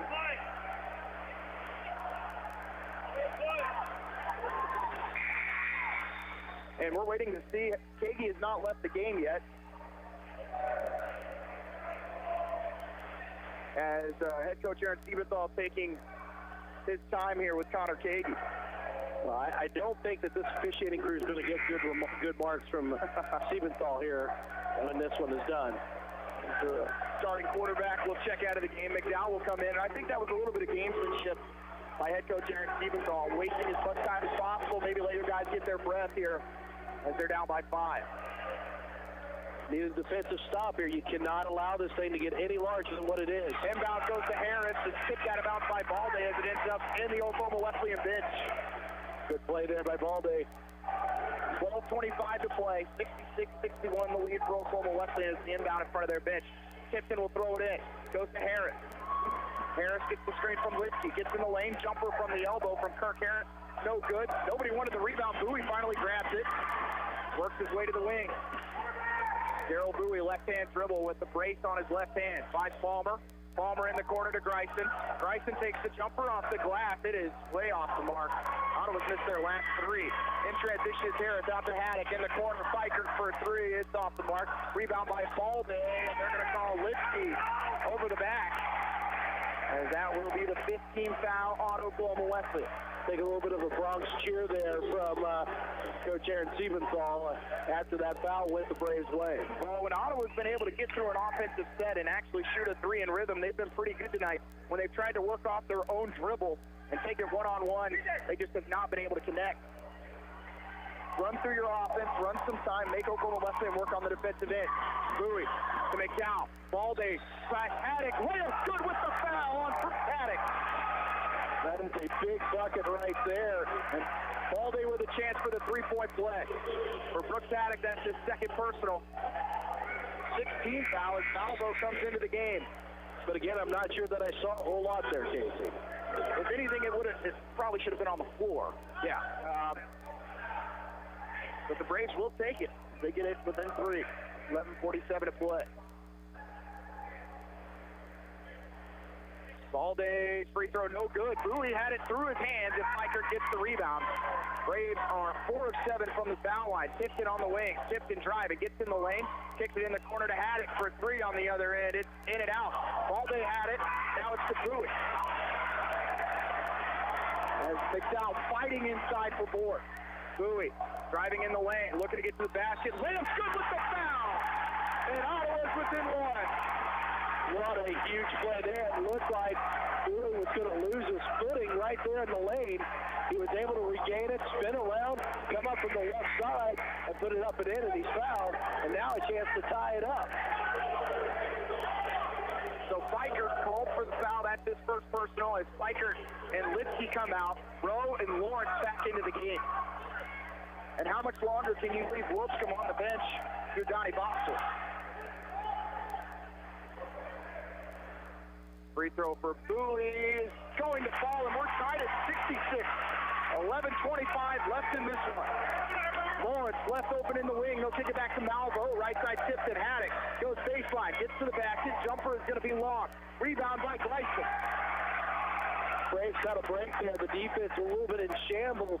People were wide open. Balde has it stolen. Haddock looking to go the length of the floor. Greisen doesn't foul him. Smart move, and Haddock scores. And Balde got a little out of control that time. And Haddock just takes it away and gets the easy layup. Greisen attacking to the basket. It's no good, but he's fouled. And he'll shoot the 1-and-1. Some big free throws coming up here for Greisen. Ottawa needs to even up the free throw comparison right now. They're just 4 of 7 from the foul line on the evening. Oklahoma Wesleyan's been there 14 times and made 10. Greisen shoots the 1-and-1. It is going to fall for the senior. He's now 4 of 5 from the free throw line. That brings the Braves within 1, Casey, as we get close to this 10-minute mark. Second free throw on the way for Greisen is good, and we're tied at 68. Ottawa takes the timeout with 10:54 to play, and it will be a full timeout. You're listening to Ottawa Braves basketball here on 1220 and 103.7 FM KOFO. Need a recap of the ball game? Subscribe today and never miss a score by reading the Ottawa Herald sports page or visit online at ottawaherald.com. A 3-month subscription is only $24 plus tax, and that includes internet access. Call the Ottawa Herald at 242-4700, option 2. Safe, secure, strong. We're rock solid. Kansas State Bank. A better way to bank with community people you know. Member FDIC, Equal Housing Lender. Have you seen the Coliseum in Rome? Kind of crumbly looking, isn't it? That's because it wasn't built by C.S. Cunningham Concrete. In fact, if C.S. Cunningham had been around back then, the Leaning Tower of Pisa would simply be known as the Tower of Pisa. No lean. That's because C.S. Cunningham Concrete does it right with fully trained and licensed workers. If they'd built the London Bridge, there'd be no song about it falling down. Commercial, residential, concrete. C.S. Cunningham, 785-242-7101. Ottawa's battle back from an 8-point deficit here in the second half. Bob get it tied at 68 with 10:54 to play. Ottawa into the bonus as on that previous foul, it was the 8th of the game on the Eagles. That's going to be key down the stretch here, Casey. But what's going to really be key then, once you look further down the line, that means more opportunity to the free throw line. You're going to have to take advantage of those free throws. Right now, 70%, that's not bad, but you've got to take advantage of every opportunity here down the stretch. 10:54 left in the game. Tied at 68. J.J. Malvo with the right-hand dribble crosses over. Looking to get in the lane, does. All the way to the basket. Right-hand layup strong. Ball sits straight up in the air. Palmer had it. Ball's on the floor again, and Ottawa calls another timeout. As Isaiah Palmer fighting for every loose ball right now at the 30-second timeout. We'll go ahead and keep it here, Bob. Well, you got to like what you see there, Casey. Let's get you some scores real quick. The women's games that were earlier tonight, it was, let's take a quick look here. Kansas Wesleyan beating York 82-60. Of course, Oklahoma Wesleyan beats Ottawa 60-56 in a close game. Bethel, they defeat Friends 70-57. And then Tabor, they come back to beat Avila 49-42. Sterling all over Southwestern 94-56. And Bethany 59-58 winners over St. Mary. That was the women's side. See if we can get you a couple of men's scores real quick before we get back to action here. Friends 10-point lead over Bethel 50-40. And Avila with a 59-58 lead over Tabor. Southwestern in front of Sterling 74-49. Ottawa to inbound coming out of the timeout. Got to get some movement here. It'll go to Bowie at really the 4.5 count. He dribbles right into the double team, and they're going to say it went off the leg of Lawrence. So it'll stay with Ottawa. 7 seconds to get it across the midway strike. Braves are, I think, allowing some of the stuff to get in their head. And the defense is strong right now for Oklahoma Wesleyan, but they've got to be tough to get across that line. Bowie just does with 2 seconds to spare. They'll keep the right-hand dribble. Screen coming from Palmer. They'll leave it to him on the wing. Palmer to the middle of the floor as he goes down to the ground and then trips up Tipton. And they're talking to see if this might be a flagrant. And they will call for the flagrant. So Brooks Haddock heads to the line to shoot 2 as Palmer turns it over. And then adds to the misery by committing the foul. Free throw up for Haddock is good. 2 free throws and the ball for Oklahoma Wesleyan. The one foul call that Stephen Ball has agreed with here tonight. Haddock misses the second. 69-68 Eagles lead, 10:19 left in the game. Braves defense needs to come up here and make a big stop. Isaac Rowe with it left side. He'll be guarded by McDowell. They're going to try and clear him out. Rowe, right side to Malvo. 3 on the way. Is off the front rim. Offensive rebound by Isaac Rowe. Rowe kicks it to Haddock. Back to Lawrence. Lawrence leaves it for Malvo. 10 minutes to play. 1-point lead for Oklahoma Wesleyan. 20 on the shot clock. Rowe on McDowell. Going all the way to the basket. Layup's good with the left hand. Well, McDowell, you've got to wonder how much energy's left in him. He's been out on the court, had to play a lot. And they flew right by him on that one. Bryson left wing. Works his way to the right corner to Balde. Loses the handle. Gets it back. Drives on Tipton. Partially blocked. Rebound by Tipton. Left side, Isaac Rowe in transition. Malvo left wing to Tipton. Tipton loses it. Palmer going the other way. He'll lose it to Greisen. A little out of control that time was Isaiah Palmer. Bowie by one defender in the corner to Balde to McDowell. McDowell spinning. He'll lose the handle, runs into an opponent, gets in the lane, and throws it out of bounds. Waste of possession there. A lot of uncontrolled movement there by Ottawa University.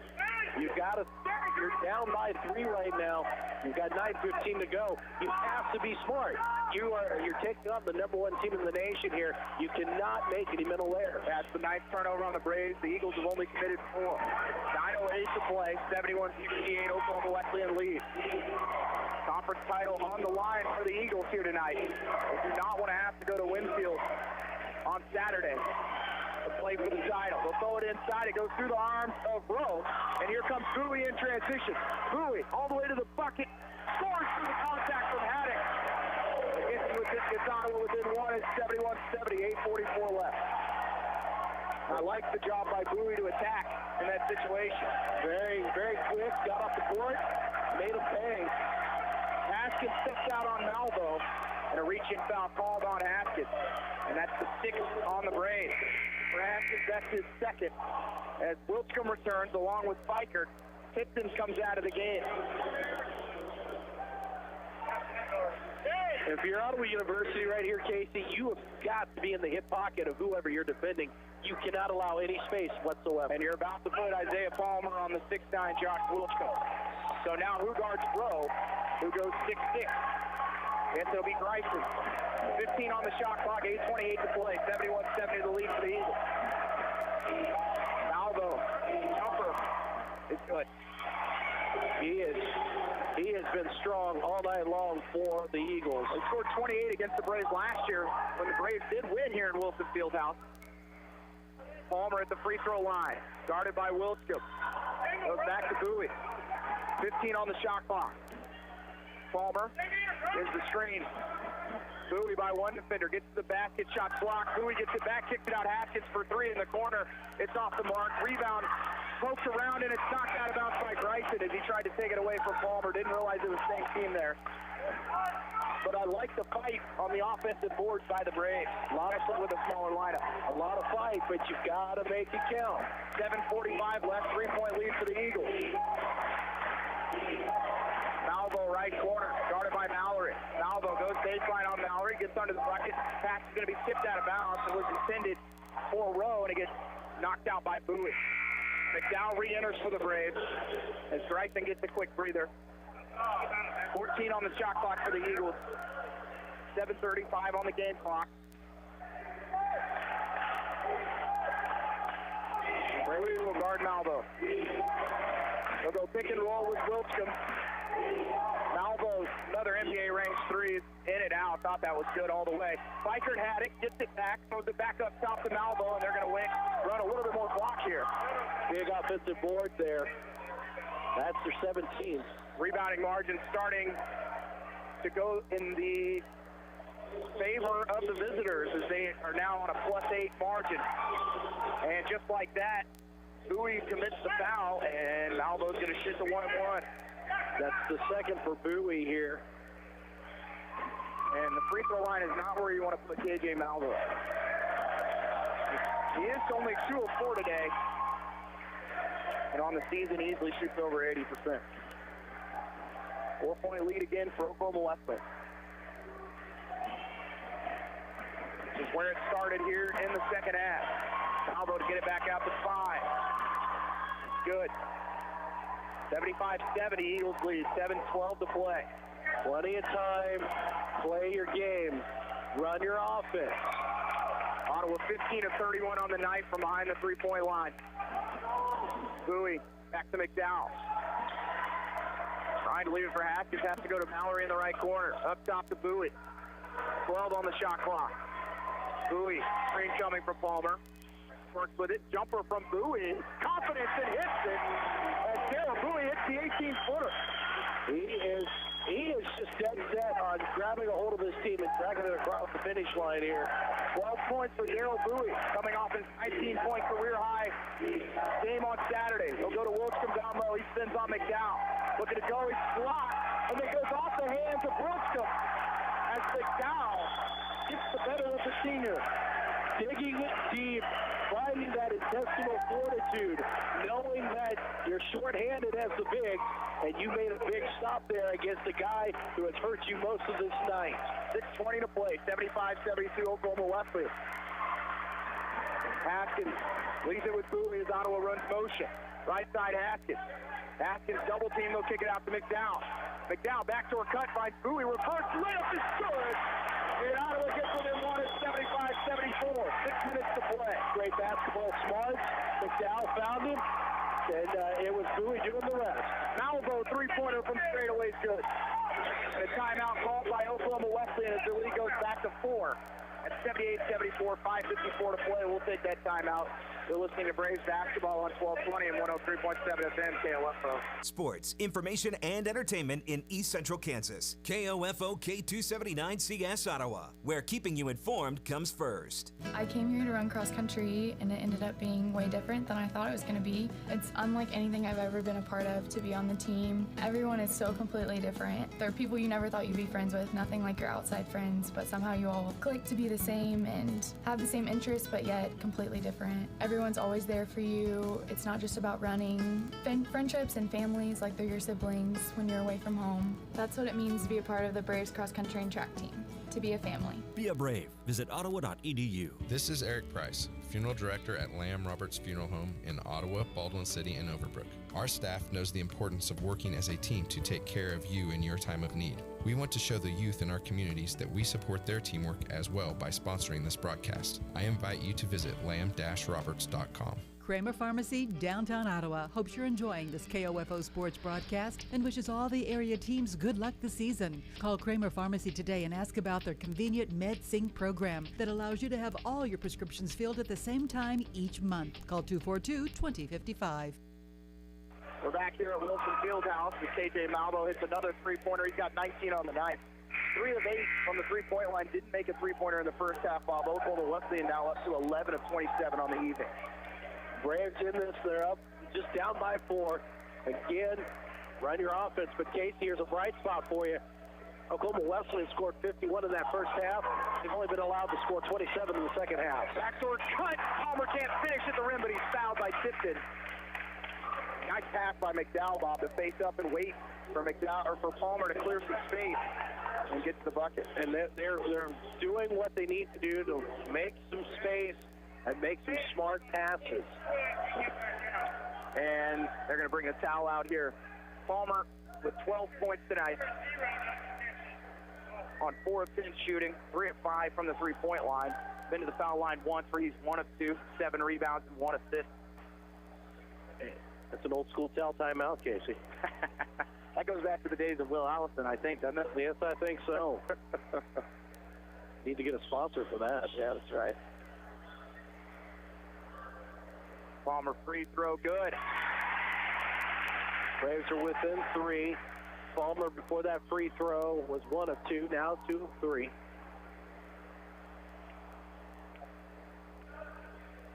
Palmer second.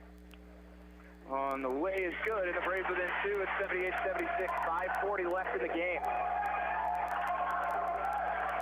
Malvo guarded by Bowie, left side for Rowe. Rowe guarded by Mallory. And Mallory falls to the floor. Malvo again for 3, it's good. As Mallory tried to take the charge, and Malvo makes the pay. I'm not too sure that you could put the National Guard around Malvo, and still he would hit it. Palmer going by Tipton, another foul called on Tipton. And back to the line goes Isaiah Palmer. The third personal on Tipton.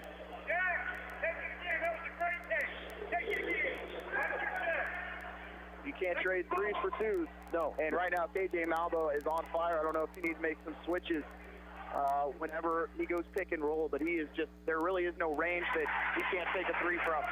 No, absolutely not. Absolutely not. And when you take a look at what Malvo has done, I mean, 4 of 9 from the three-point arc. Take that every game you can. Free throw no good. Braves trail by 4, 81-77, 5:15 to play. And on that second free throw, Palmer grabbing it at calf. It felt vague. Cramp.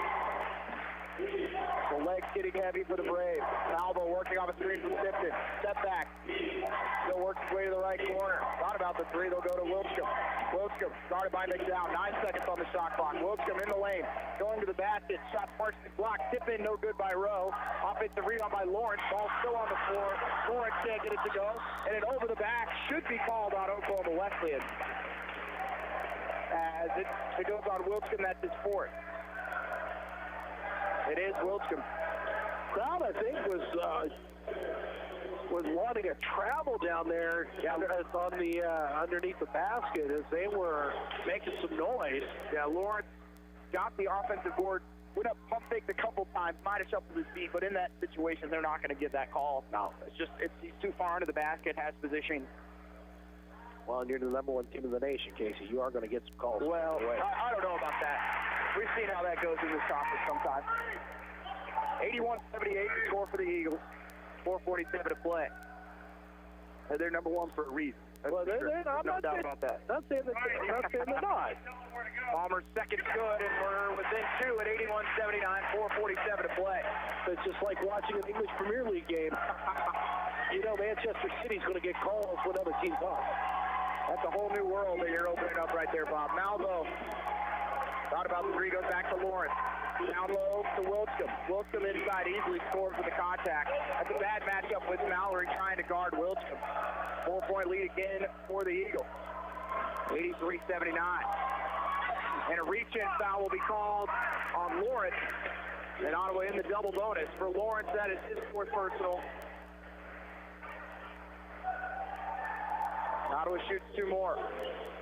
As Daryl Bowie steps up to the foul stripe. Braves now 12 of 16 from the line. Bowie has 14 points, 6 of 9 from the field. His first free throw is good. Now 2 of 2 for the night from the free throw line. Shooting percentage, Ottawa at 45%. The Eagles at 39%.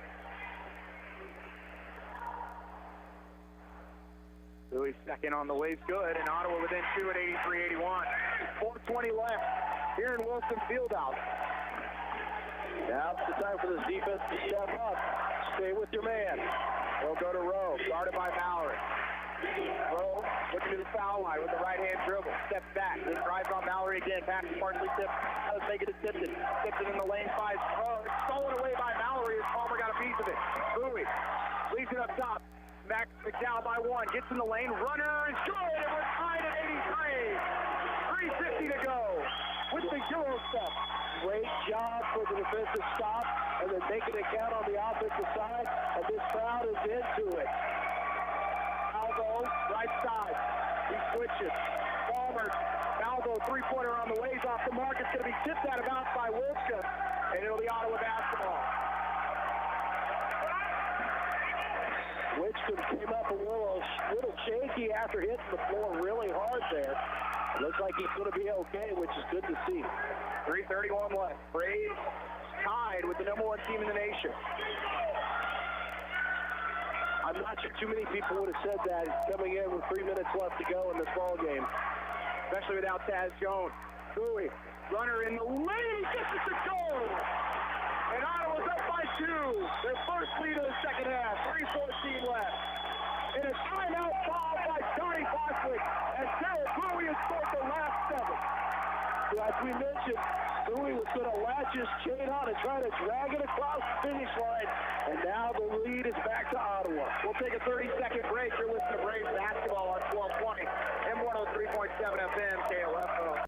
Chad Bruner, Director of the Ottawa Recreation Commission. The Ottawa Recreation Commission would like to thank all of our volunteers for their service in helping with the ORC. These individuals play an important role in everything we do here. From all the ORC staff and board members, thank you. At State Farm, our goal is to help people manage the risks of everyday life, recover from the unexpected, and realize their dreams. This is State Farm Agent Keith King in Ottawa. Let me help you protect what's most important to you. Give my office a call at 785-242-9435 or stop by at 111 South Main Street in Ottawa.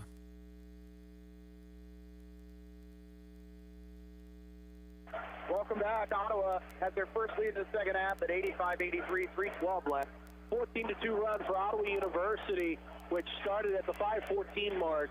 So the Braves have done a great job of staying into it, but also defense has stepped up here over the last couple of minutes.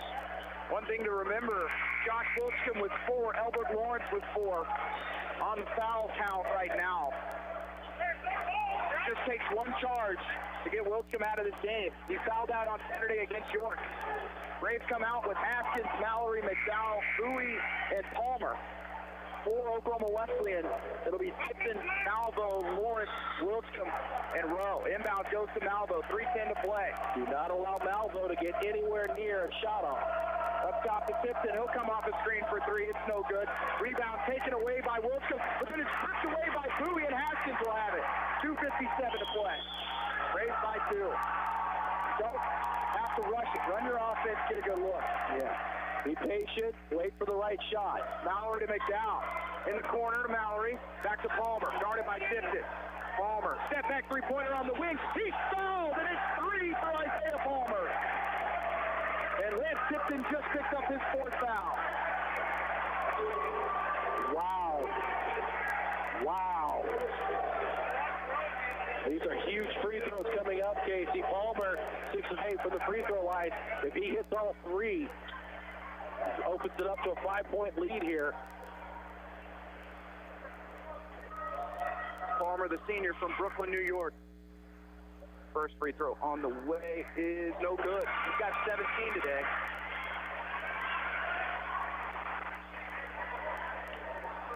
And again, you can tell really feeling it in the Cats right now. And when you're at the free throw line, it's all legs.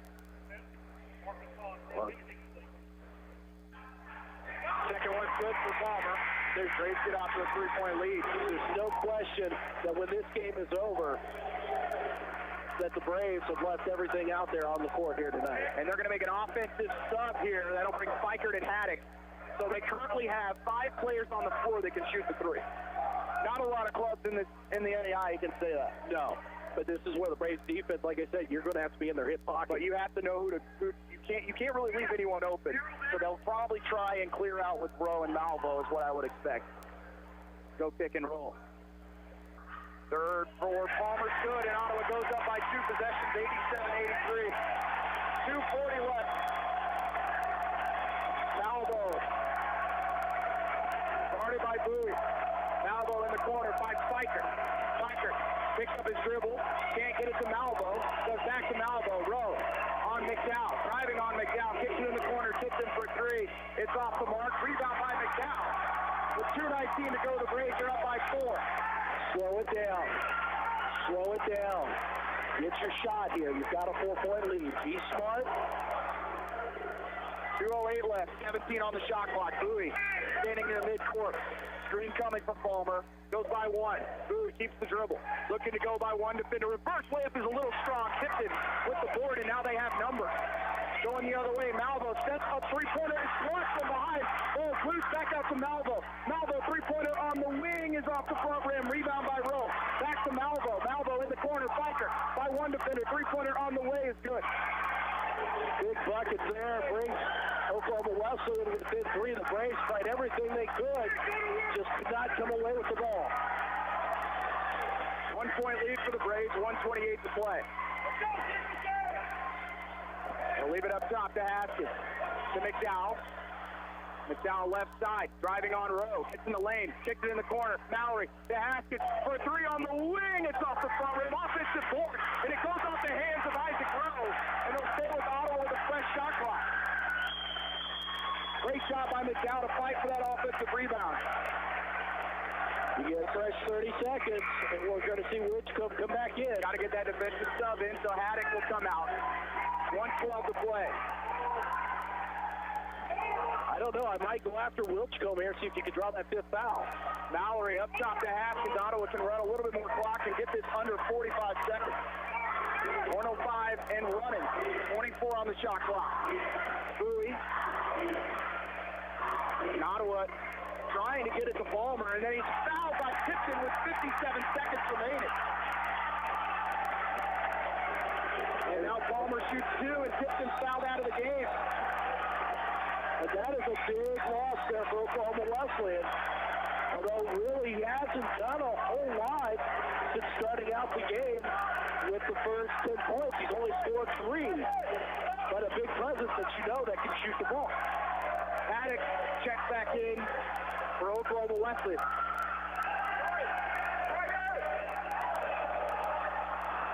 .86 Braves, 57.9 left, and I look at the far side. Mason McDowell, hands on the knees, has played huge minutes for the Braves with Taz Jones on the bench for this one.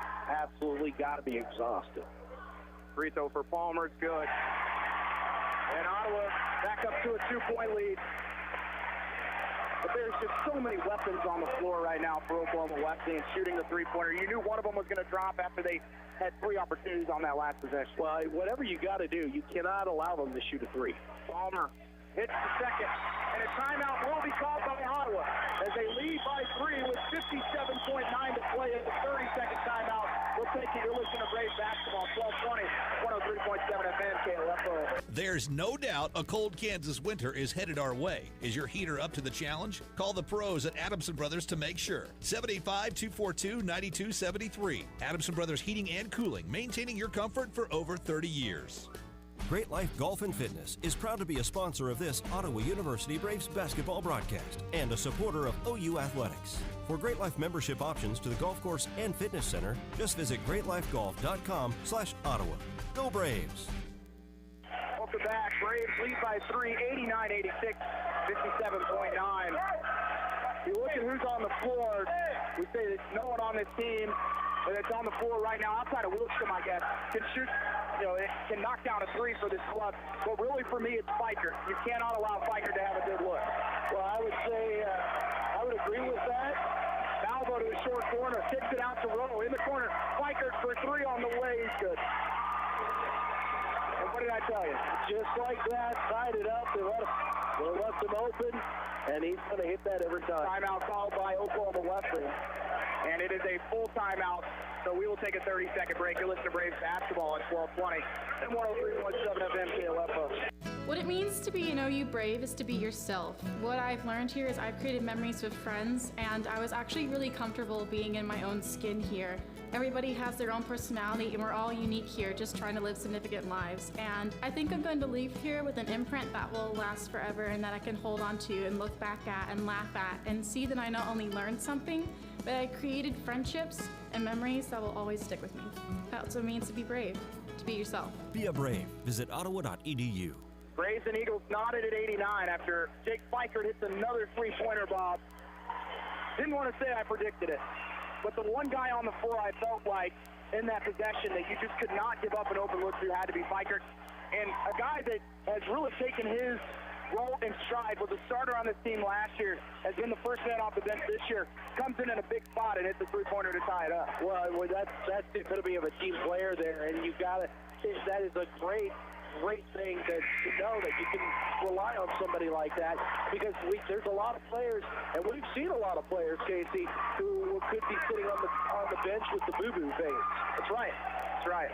And we're going to see a press from Oklahoma Wesleyan. The Braves have 2 timeouts left. The Eagles are out of timeouts. So if Palmer can't get this in, he does have 2 to burn. The inbounds will go to Mallory, and now they will drop off. About a 15-second differential between shot clock and game clock. Double bonus for the Braves.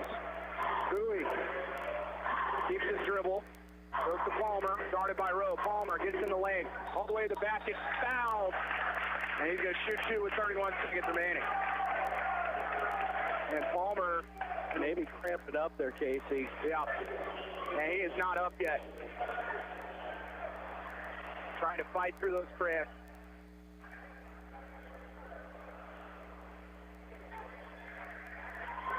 And we'll wait and see. They haven't announced who the foul is on. And I would think if Palmer can make the second, at least make the second, to get a defensive sub in there. But he's going to have to gut through it here. He's got 21 on the night.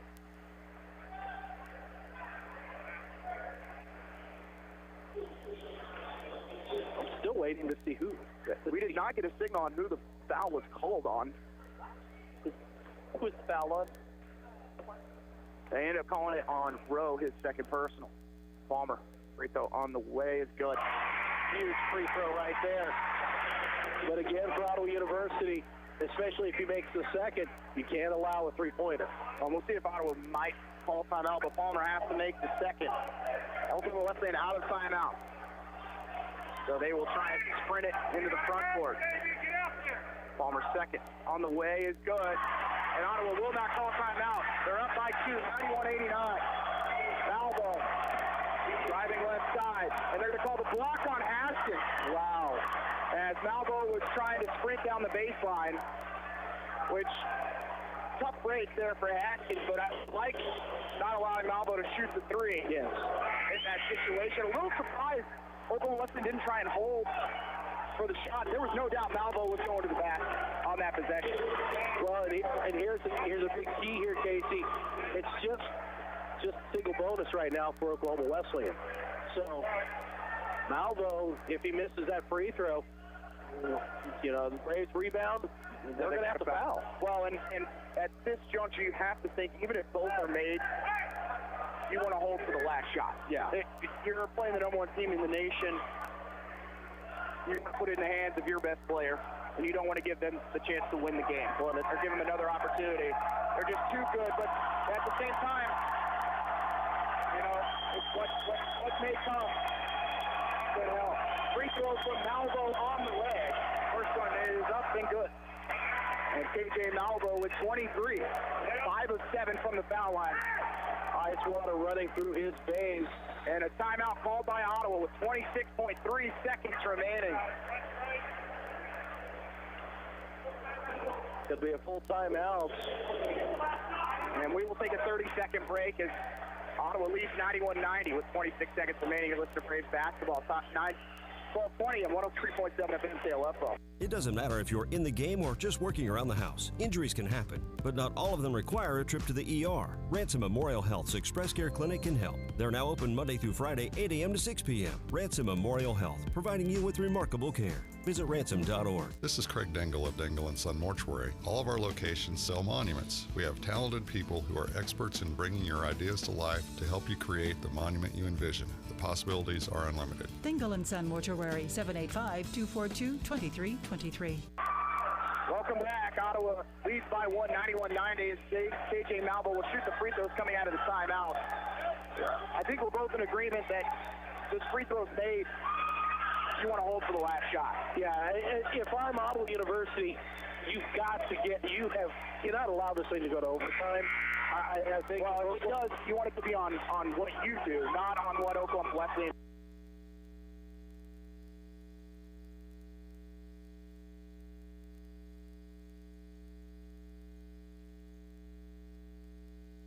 Cyclone fans, stand up and cheer. Ottawa debit cards are here. Show your Cyclone school spirit with an exclusive Ottawa High School debit card, available only at Arvest Bank. Get yours today by opening a new checking account or upgrading your existing Arvest debit card. Even better, each card supports the Booster Club. Arvest encourages you to support local students and their after-school activities. Stop by their location on 3rd Street in Ottawa to get your Cyclones debit card today. Arvest Bank, member FDIC. Fees may apply. Darren College, a former NFL Super Bowl champion, signed the most important contract of his life to serve in the Army National Guard. I've had a lot of military in my family. It's a big part of what my family's done for a long time. I want to go out there and make a difference. I didn't find that working behind a desk, so for me it was a pretty easy decision to make. And then the opportunity to serve my community and serve my country was just icing on the cake. To learn how to be part of the Army National Guard, log on to nationalguard.com. Sponsored by the Kansas Army National Guard. Aired by the Kansas Association of Broadcasters and this station. Welcome back as we go to overtime. Palmer unable to connect on the three-pointer. And we will play 5 more here in Wilson Fieldhouse. apologize for the technical difficulties there. Bad time for that to happen, but, you know, it is what it is. Bad time, but it does happen from time to time. Malvo makes the second. Ottawa comes down, pulls up for three from the left wing. As Palmer tried to clear out, stepped into a three-pointer, and it hits the side of the basket, or hits the side of the rim. And in that one, he really just had no legs. And that's what it turned out to be in that situation. Oh, and that's what's really concerning me here, especially for this second overtime period, Casey. The legs here are going to be key. The Braves have got to find a way to stand up defensively here, but they're also going to have to find a way to make each possession count. Oklahoma Wesleyan, to me, you're allowing a team that you had to get another shot at life, and for me, that doesn't bode well. We'll see how much the Braves have left in the tank. Starting five here at overtime for Ottawa, Mallory, Haskins, Bowie, McDowell, and Palmer. And for Oklahoma Wesleyan, it'll be Pfeiffer, Lawrence, Wiltcomb, along with Rowe and Malvo, along with Albert Lawrence, excuse me. 5 minutes on the clock in overtime. 91 all. They'll jump it up. Wiltcomb wins the tip. Malvo will bring it up. Malvo left side for Rowe. Stepping out on him is McDowell. Rowe left side. Malvo open for three again. It's just left wide open. Whether the switch caused confusion, Braves were not there defensively, and that may cost them. Haskins left wing. Screen from McDowell. Haskins will leave it with Palmer. Started by Lawrence. Back up top to Bowie. 13 on the shot clock for Ottawa. Screen right there. Bowie attacking the basket. Picks it up top. And it goes through the hands of McDowell and Rowe. Quickly in transition. Layup's going to be no good, but he's fouled, and he's going to shoot two. Or that is the 19th foul. Shoot the 1-and-1. You cannot have empty possessions here in the extra frame, Casey. And unfortunately, that's what happened there. And now a three-point lead has a chance to jump to a 5-point lead. And Isaac Rowe, 7 points, 5 of 6 from the foul line.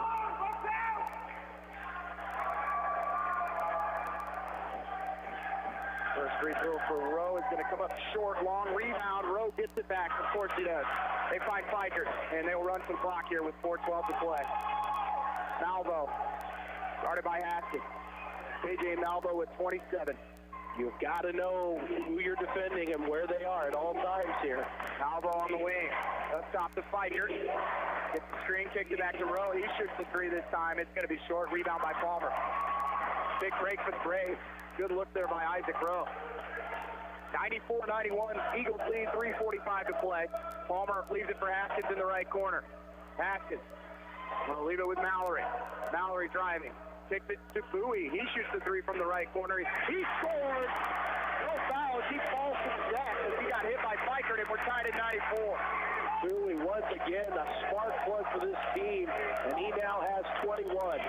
3:24 to play. That's a career high now for Gerald Bowie. Back-to-back career highs for him. Malvo picks up his dribble near midcourt. Leaves it with Rowe. Rowe to the wing. Rowe driving on Palmer. Gets by him. Gets the basket. Can't score. Kicks it out to Pfeiffer. Pfeiffer dribbles it off his foot. Bowie goes in transition on Malvo. Bowie in the lane. Reverse layup. Good! Wow! And Ottawa goes up by 2. An acrobatic finish from Gerald Bowie. What a move by Bowie. 2:55 to play. Ottawa takes their first lead of overtime, 96-94. Are you kidding me? Bowie on Malvo. Malvo works off the screen. Keeps going into the lane. Backing down. Gets to the elbow. Throws it down low to Wiltcomb. Wiltcomb able to score. Oh, no, he rims out. Excuse me. I thought that was easily going in. But he's fouled on the arm and shoots two.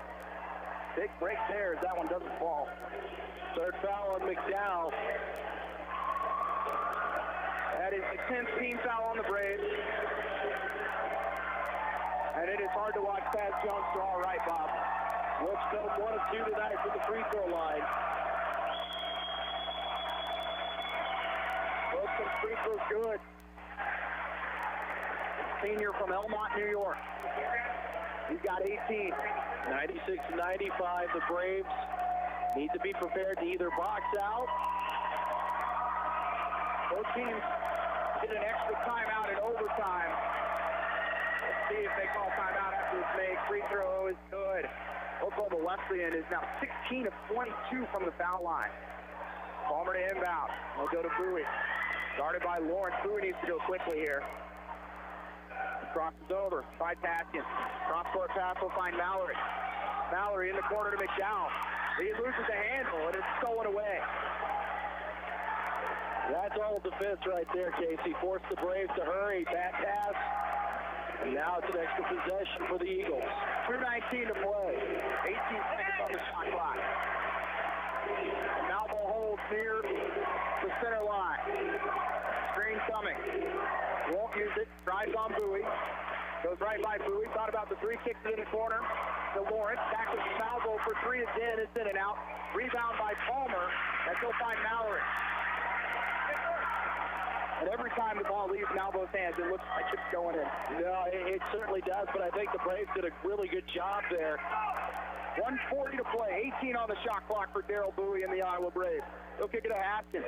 Haskins thought about the three. He'll kick it out to Mallory in the corner. Mallory shoots the three. It's good! And Iowa goes up by 3 with 1:40 to play in overtime. Gutsy called to shoot it there. They'll go down low to Rowe. Rowe inside, puts the score over Palmer and does. That's okay. And Ottawa's got to go quickly. 4 seconds to get it across the timeline, and they will. 20 seconds on the shot clock. 1:08 left in overtime. Screen working right side. Bowie keeps his dribble. 12 on the shot clock. Screen from McDowell. Bowie driving. Gets by one defender. Takes the contact. Kicks into the corner. Haskins for three. It's going to fall out. Wilson with the board. 51 seconds left. 27 on the shot clock. In the corner it goes to Rowe. Rowe on Palmer. Rowe right corner. Between the legs. Dribbles into the right corner. They look to lob it inside to Wilson. Wilson on McDowell. Loses the handle. Looks to score over the top. Can't get it to go. Rowe gets the offensive rebound. And a fresh shot clock. And now they're going to play. There's only about a 5-second differential. Oklahoma Wesleyan's going to try to take as much time as they can. Malvo in the lane to the bucket. It's blocked. It's going to be saved by Wilson. Ottawa has it. Shot clock is off. 19 seconds remaining. They are not fouling, and they will with 14 seconds to go. Wow. What a position stand there underneath the basket. The Braves will go to the line. But, Casey, both free throws only make it a 3-point game. You have 14 and a half left to play. So your defense is going to have to stand and stall here as we're going to get a timeout called. And it will be a full timeout called by Oklahoma Wesleyan. As Mason McDowell gets another rebound. He has played big. And not just because he's big. He's 11 points here tonight. McDowell has had to take the brunt of the time out there on the court. But he has made plays when they were necessary. Ottawa up 99-98. Didn't catch who will be going to the line. I believe it is Bowie. I do believe so. A lot of time ran off after that missed shot from Wilson. At least 6 seconds, so we have 14 and a half left. Even if Bowie makes both, again, 3 is going to be needed from Oklahoma Wesleyan. But even if he makes both, do you think about in the situation of letting them get in the front court and fouling if you make both here in this situation, then Oklahoma Wesleyan comes back down just because of the way they shot the 3 tonight? You know, I would say why not? You have that 3-point lead. You foul. Theoretically, yeah. The best that they can do is hit 2. And yeah, I would do that. I don't see why not. Ottawa 31 of 66 from the field. The Eagles 33 of 86. I just had to read that. 33 of 86. They have taken 20 more shots than the Braves.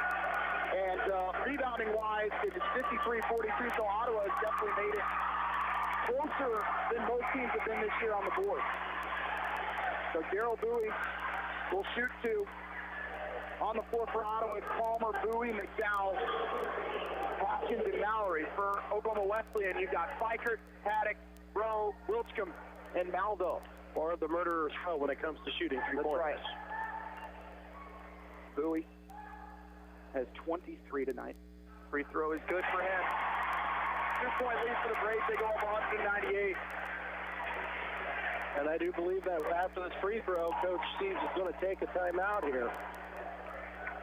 As Bowie going to shoot the second. It's on the way. It is good, and Ottawa does take that timeout. And Gerald Bowie with a career-high 25 points. We'll take a 30-second break. You'll listen to Braves basketball on 1220 and 103.7 FM KOFO. You've spent countless hours and more money than you even realize establishing and running your business. When was the last time you evaluated how you're marketing your business? Other than your family and a few friends, how many potential customers or clients even know where you are or what you do? KOFO Marketing can help. Local radio advertising is still one of the most effective and affordable ways to share your message every day. Daily radio advertising builds image, trust, and value. Don't you want that for your business?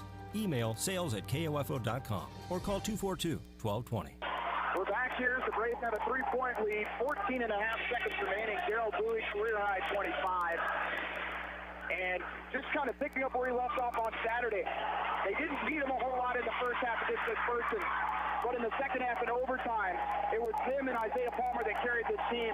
They've done it from the foul line. Bowie's hit some big three-pointers. And guys have stepped up where they've needed. But they need one stop here to make history. I think we go back to what we were talking about before the break. I'm fouling. Well, and you don't, I don't know if you want to foul until they get across midcourt, at least get it near 10 seconds. He's mentioned to me before he wants to wait until it's under 10 seconds before you foul. I'm sure Johnny Boston told his team the exact same thing, to be prepared for Ottawa to foul. But you just cannot give up an open look like you did in regulation to take Piker. No, not at all. Not at all. A layup, but that's it. Malvo gets the inbound. 12 seconds left. Malvo driving in a quick foul on Ottawa as it goes on Mason McDowell with 9.8 left. For McDowell, that's his fourth. Not a bad foul. No, not at all. Just like we talked about, it's under 10. You're going to send Malvo to the line, and you know what can you do? He's 6 of 8 from the free throw line, but you still end up with a 1-point lead, so they're going to have to foul you.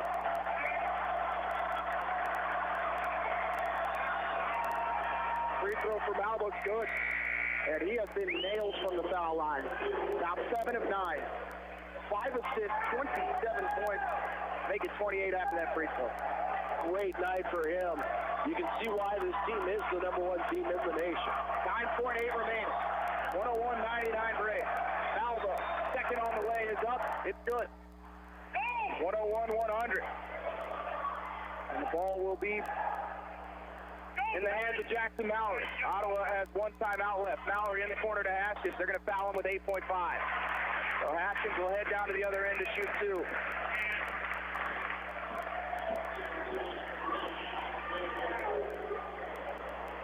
Haskins with 9, make that 12 points tonight. 78% free throw shooter is Haskins. Has not shot a free throw today either. 101-100, 8.5 left. In overtime. Big free throws here. Haskins' free throw is good. Haddock comes into the game as Bird checks out.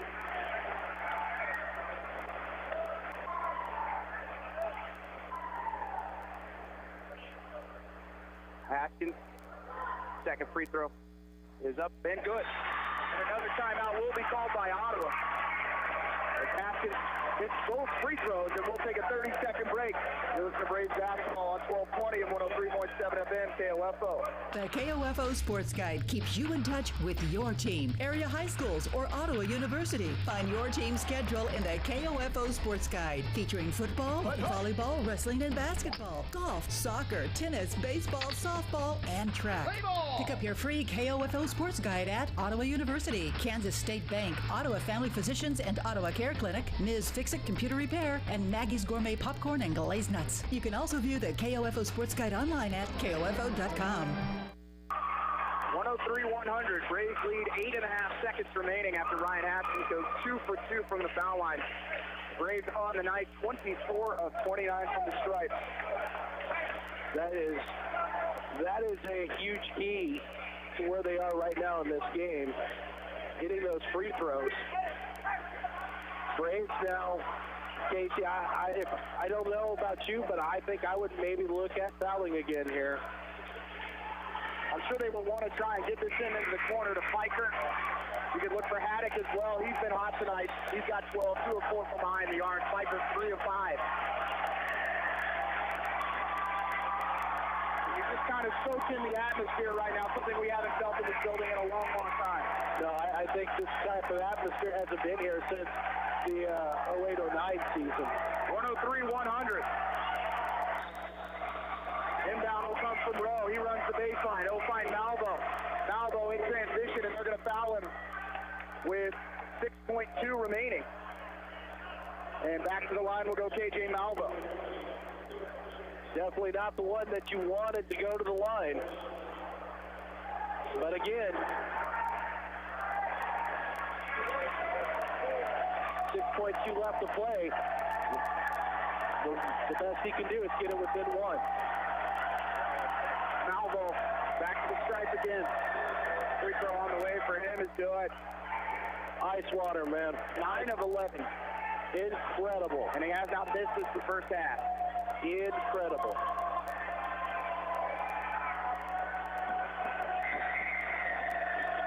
Second for Malvo is up. And it's good. 103-102. Inbound. Link to the floor. We'll go to Mallory. 6 seconds.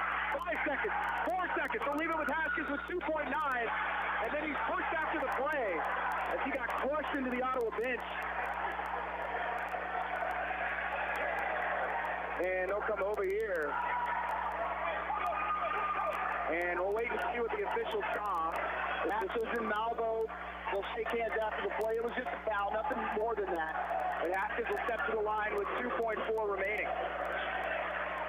And for Malvo, that is his third personal. They end up calling it on Haddock. So Haskins shoots 2. Free throw for Haskins is in and out. Not what you wanted to have happen. So Bird comes in now for Wilskam with 2.4 remaining. And Balde comes into the game for Ottawa. For McDowell, it is 103-102 Braves, 2.4 remaining. And Ottawa having some problems here trying to figure out defensively where they're going to go, and they will drop Bowie and Mallory back into the backcourt. Free throw for Haskins is good. It's 104-102, 2.4 left.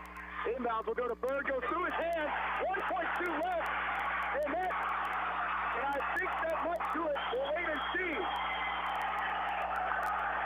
There's going to be time on the new officials stay here. No, they're going to run off. No, Braves has done it. They've done it. They've done it. Braves Angelo waited 118 years, and the Braves have knocked off the #1 team in the nation for the first time in program history. By a final of 104-102. We'll take a timeout. You're listening to Braves basketball on 1220 and 103.7 FM KOFO. Sports, information, and entertainment in East Central Kansas. KOFO K279CS Ottawa, where keeping you informed comes first. What is radon? Home exposure to radon gas is the leading cause of lung cancer death in the United States for non-smokers. In Kansas, 1 in 4 homes will test at or above the EPA action level. The Surgeon General recommends all homes be tested and fixed if necessary. Visit kansasradonprogram.org for more information. Test, fix, save a life. This message brought to you by the Kansas Radon Program, the Kansas Association of Broadcasters, and this station. The Army National Guard is committed to keeping the country safe and our community secure. Composed of hundreds of thousands of citizen soldiers from all walks of life, the Guard is always ready to respond to local or national emergencies. We protect the homeland. We're always there when called upon, and in every state and territory, we stand guard for our communities. To learn more, log on to NationalGuard.com. Sponsored by the Kansas Army National Guard. Aired by the Kansas Association of Broadcasters and this station. Welcome back. Braves win 104-102 over #1 ranked Oklahoma Wesleyan as we're joined by head coach Aaron Stevensall. Coach, what are your feelings right now, just soaking everything in that's going on in this gymnasium and how your team played tonight? I'm just so happy for our guys, man. They're a really good basketball team. They're a great group of guys, and I'm just happy for them to see some fruits of their labor, man. I'm just happy for them, and you know, this is just a culmination of what they worked for almost 6 straight months. So happy for our guys, man. I hope they enjoy it, and hopefully it's going to give us some momentum into the conference tournament here. Well, Coach, your team gets down 10-0 early on, comes back and shoots 17 of 39 from behind the arc on the evening. Made 11 three-pointers in the first half. Mixture of adrenaline or just feeling really good coming into the night? I mean, I don't know, but our game plan is we had to make more shots than they did, and we made one more than they did. So that was our game plan. We had to do better than that, and you know, that's what they're going to give you. They're going to give our guys open looks, and I mean, guys like Jackson Mallory and Daryl Foley, you want to look at as shooters, they step up and hit big shots. So really proud of our guys and happy for them. And like I said, man, this just needs to be the beginning of something really great for this team, because it sure could be. Coach, looking at the atmosphere tonight, great crowd on hand. Great crowd, holy cow. Boosters everywhere, fans everywhere. I mean, this is what we saw back in 2007 and 2008. This is something that reached a whole nother level tonight. No, it was really awesome. I mean, so happy. I'm happy for our fans. I mean, I'm happy. I mean, the success we're having in all sports is great. And I mean, we use the hashtag Brave Support Braves, and that's what's going on, man. I'm so happy for our guys, and what a fun event and great atmosphere for our school, and just a good time all around. Coach, you'll celebrate with the team. Definitely will. Great win. Braves win 104-102. We'll take a quick break. You listen to Braves basketball on 1220 and 103.7 FM KOFO. You've spent countless hours and more money than you even realize establishing and running your business.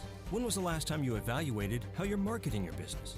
Other than your family and a few friends, how many potential customers or clients even know where you are or what you do? KOFO Marketing can help. Local radio advertising is still one of the most effective and affordable ways to share your message every day. Daily radio advertising builds image, trust, and value. Don't you want that for your business? Email sales@kofo.com or call 242-1220. The KOFO Sports Guide keeps you in touch with your team, area high schools, or Ottawa University. Find your team's schedule in the KOFO Sports Guide, featuring football, volleyball, wrestling, and basketball, golf, soccer, tennis, baseball, softball, and track.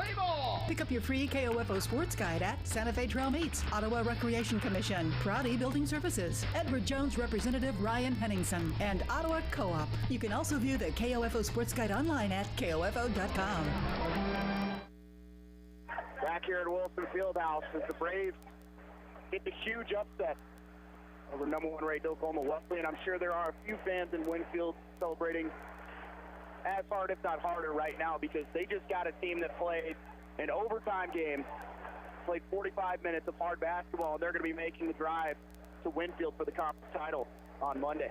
I think on Saturday. I think for them, you couldn't ask for anything else. You know, for Ottawa, maybe one of the greatest victories in program history. Has to be the biggest. I mean, it's not every day a #1 team comes to your gym, and it's not every day that you put on a performance like they did here this evening, and it's incredible. And it's an honor to be part of the broadcast, to say the least, to be able to bring this to everyone and to see the excitement, the fans rushing the courts. That is awesome. And for the Braves, what an awesome victory and what an awesome night. Well, you have to go back. The last time Ottawa beat a top 5 opponent was on March 9th, 2009, when they knocked off Walsh University in the NAIA first-round tournament. They were ranked #4 in the nation. That same year, Bob, guess who won the national championship? Walsh, Oklahoma Wesleyan. all coming full circle tonight, Bob. Yes, it is. All coming full circle. You know, we were there for that one. We were there for that one, and we were there for the one before that, King University, back in March of 2008, also at the national tournament the year before. So it doesn't get any better than what it was in here tonight. Braves go on the road to take on St. Mary on Saturday, and we will run through the final stats for you. For the visitors, Joshua Wilstrom with 19, Isaac Rowe with 9, Lance Tipton 13, Albert Lawrence with 6, KJ Malvo 31 points as he leads all scores, 31 points, 5 assists, 1 steal. 5 of 12 from the three-point line, 10 of 12 from the foul line. Brooks Attic at 12, Jake Fleichert with 12. As they shoot 38% from the field, 41% from behind the arc, and 77% from the foul line. For the Braves, leading scorer tonight, Daryl Bowie, or maybe it's Bowie. We'll have to find out after the game because maybe I've been saying it wrong all year. I apologize, family, if I might have been saying it wrong. But we'll go with Bowie for now. Career high 25 points, go along with 4 rebounds. Isaiah Palmer, 23 points, 10 boards. Mason McDowell, 11 points, 4 rebounds. Haskins, 15 points, 3 boards. Bryson, 8 points, 2 rebounds. Matt Balde, 8 points. For the Braves, 47% from the field, 47% from behind the arc, 80% from the foul line.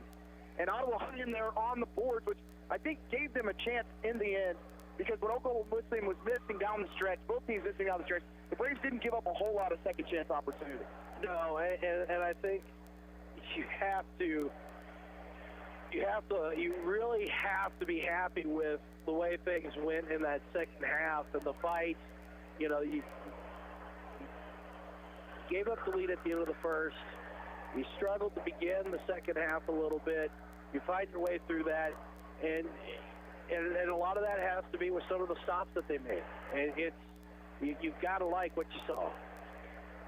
I mentioned Ottawa in Leavenworth on Saturday. They will have Taz Jones back as he misses the game tonight.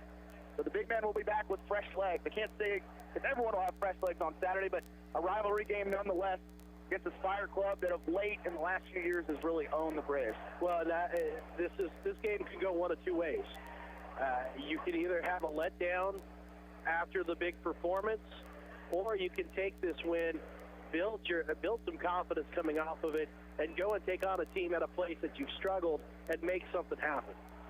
Again, head coach Aaron Siebenthal talked about it leading up to the McPherson game. The fact he doesn't care about wins and losses at this point. It's a matter of, can we get better every single game? And tonight they got better. It's a matter of, can you build off what you've done? We saw what happened after the Southwestern game. You lost at Tabor, a team that you probably should have beaten. But Ottawa's been able to turn around after losses and been able to recover. It's when after wins, can you keep the momentum going? And that's what you need going into tournament time, because you have to win 3 in a row to get you to the national tournament. Yeah, and this is going to be a big game coming up on Saturday, because we'll find out. Can they turn it around? This is because this one right here, Casey, in a sense is what's the best way to put it? You're going to learn a lot from your team, because they're worn out, they're beat up, they're exhausted. What do they have left in the tank for Saturday? And looking at other scores from around the KCAC on the men's side, that has not been updated on the website I'm on. So I know one game did go into overtime. Bethel pulls off the upset on Friends, 72-67 in OT. Wow. Tabor falls to Avila, 69-68. Bethany beats St. Mary, 64-58. So you're going to have an angry St. Mary club. Ottawa has locked up that 5 seed, so they will head to Salina to take on the Coyotes on Wednesday of next week. And looking towards that, Bob, a team that has dominated Ottawa this season, beat them in Salina handily, won by 8 here in Ottawa. Tough to beat a team 3 times in a year, but Ottawa's going to have to bring a little more intensity as we look towards next Wednesday. No, there's no doubt about that. A team that plays defense as hard as they do.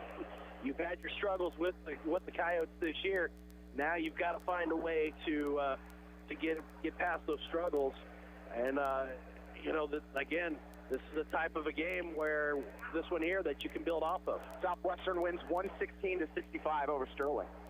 Wow. So they will be ready for the Eagles on Saturday as they play for the regular season conference championship title in Winfield. That'll be a hot ticket down there. Oh, definitely. And that's a tough place to go and play at any time of the year. But now you throw the conference championship game in a sense there.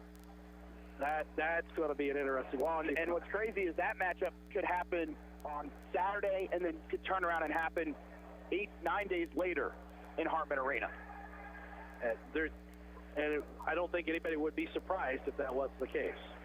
So, Bob, final thoughts on what we experienced tonight and what could be the biggest win in program history, just in regular season play, biggest win here in Wilson Fieldhouse.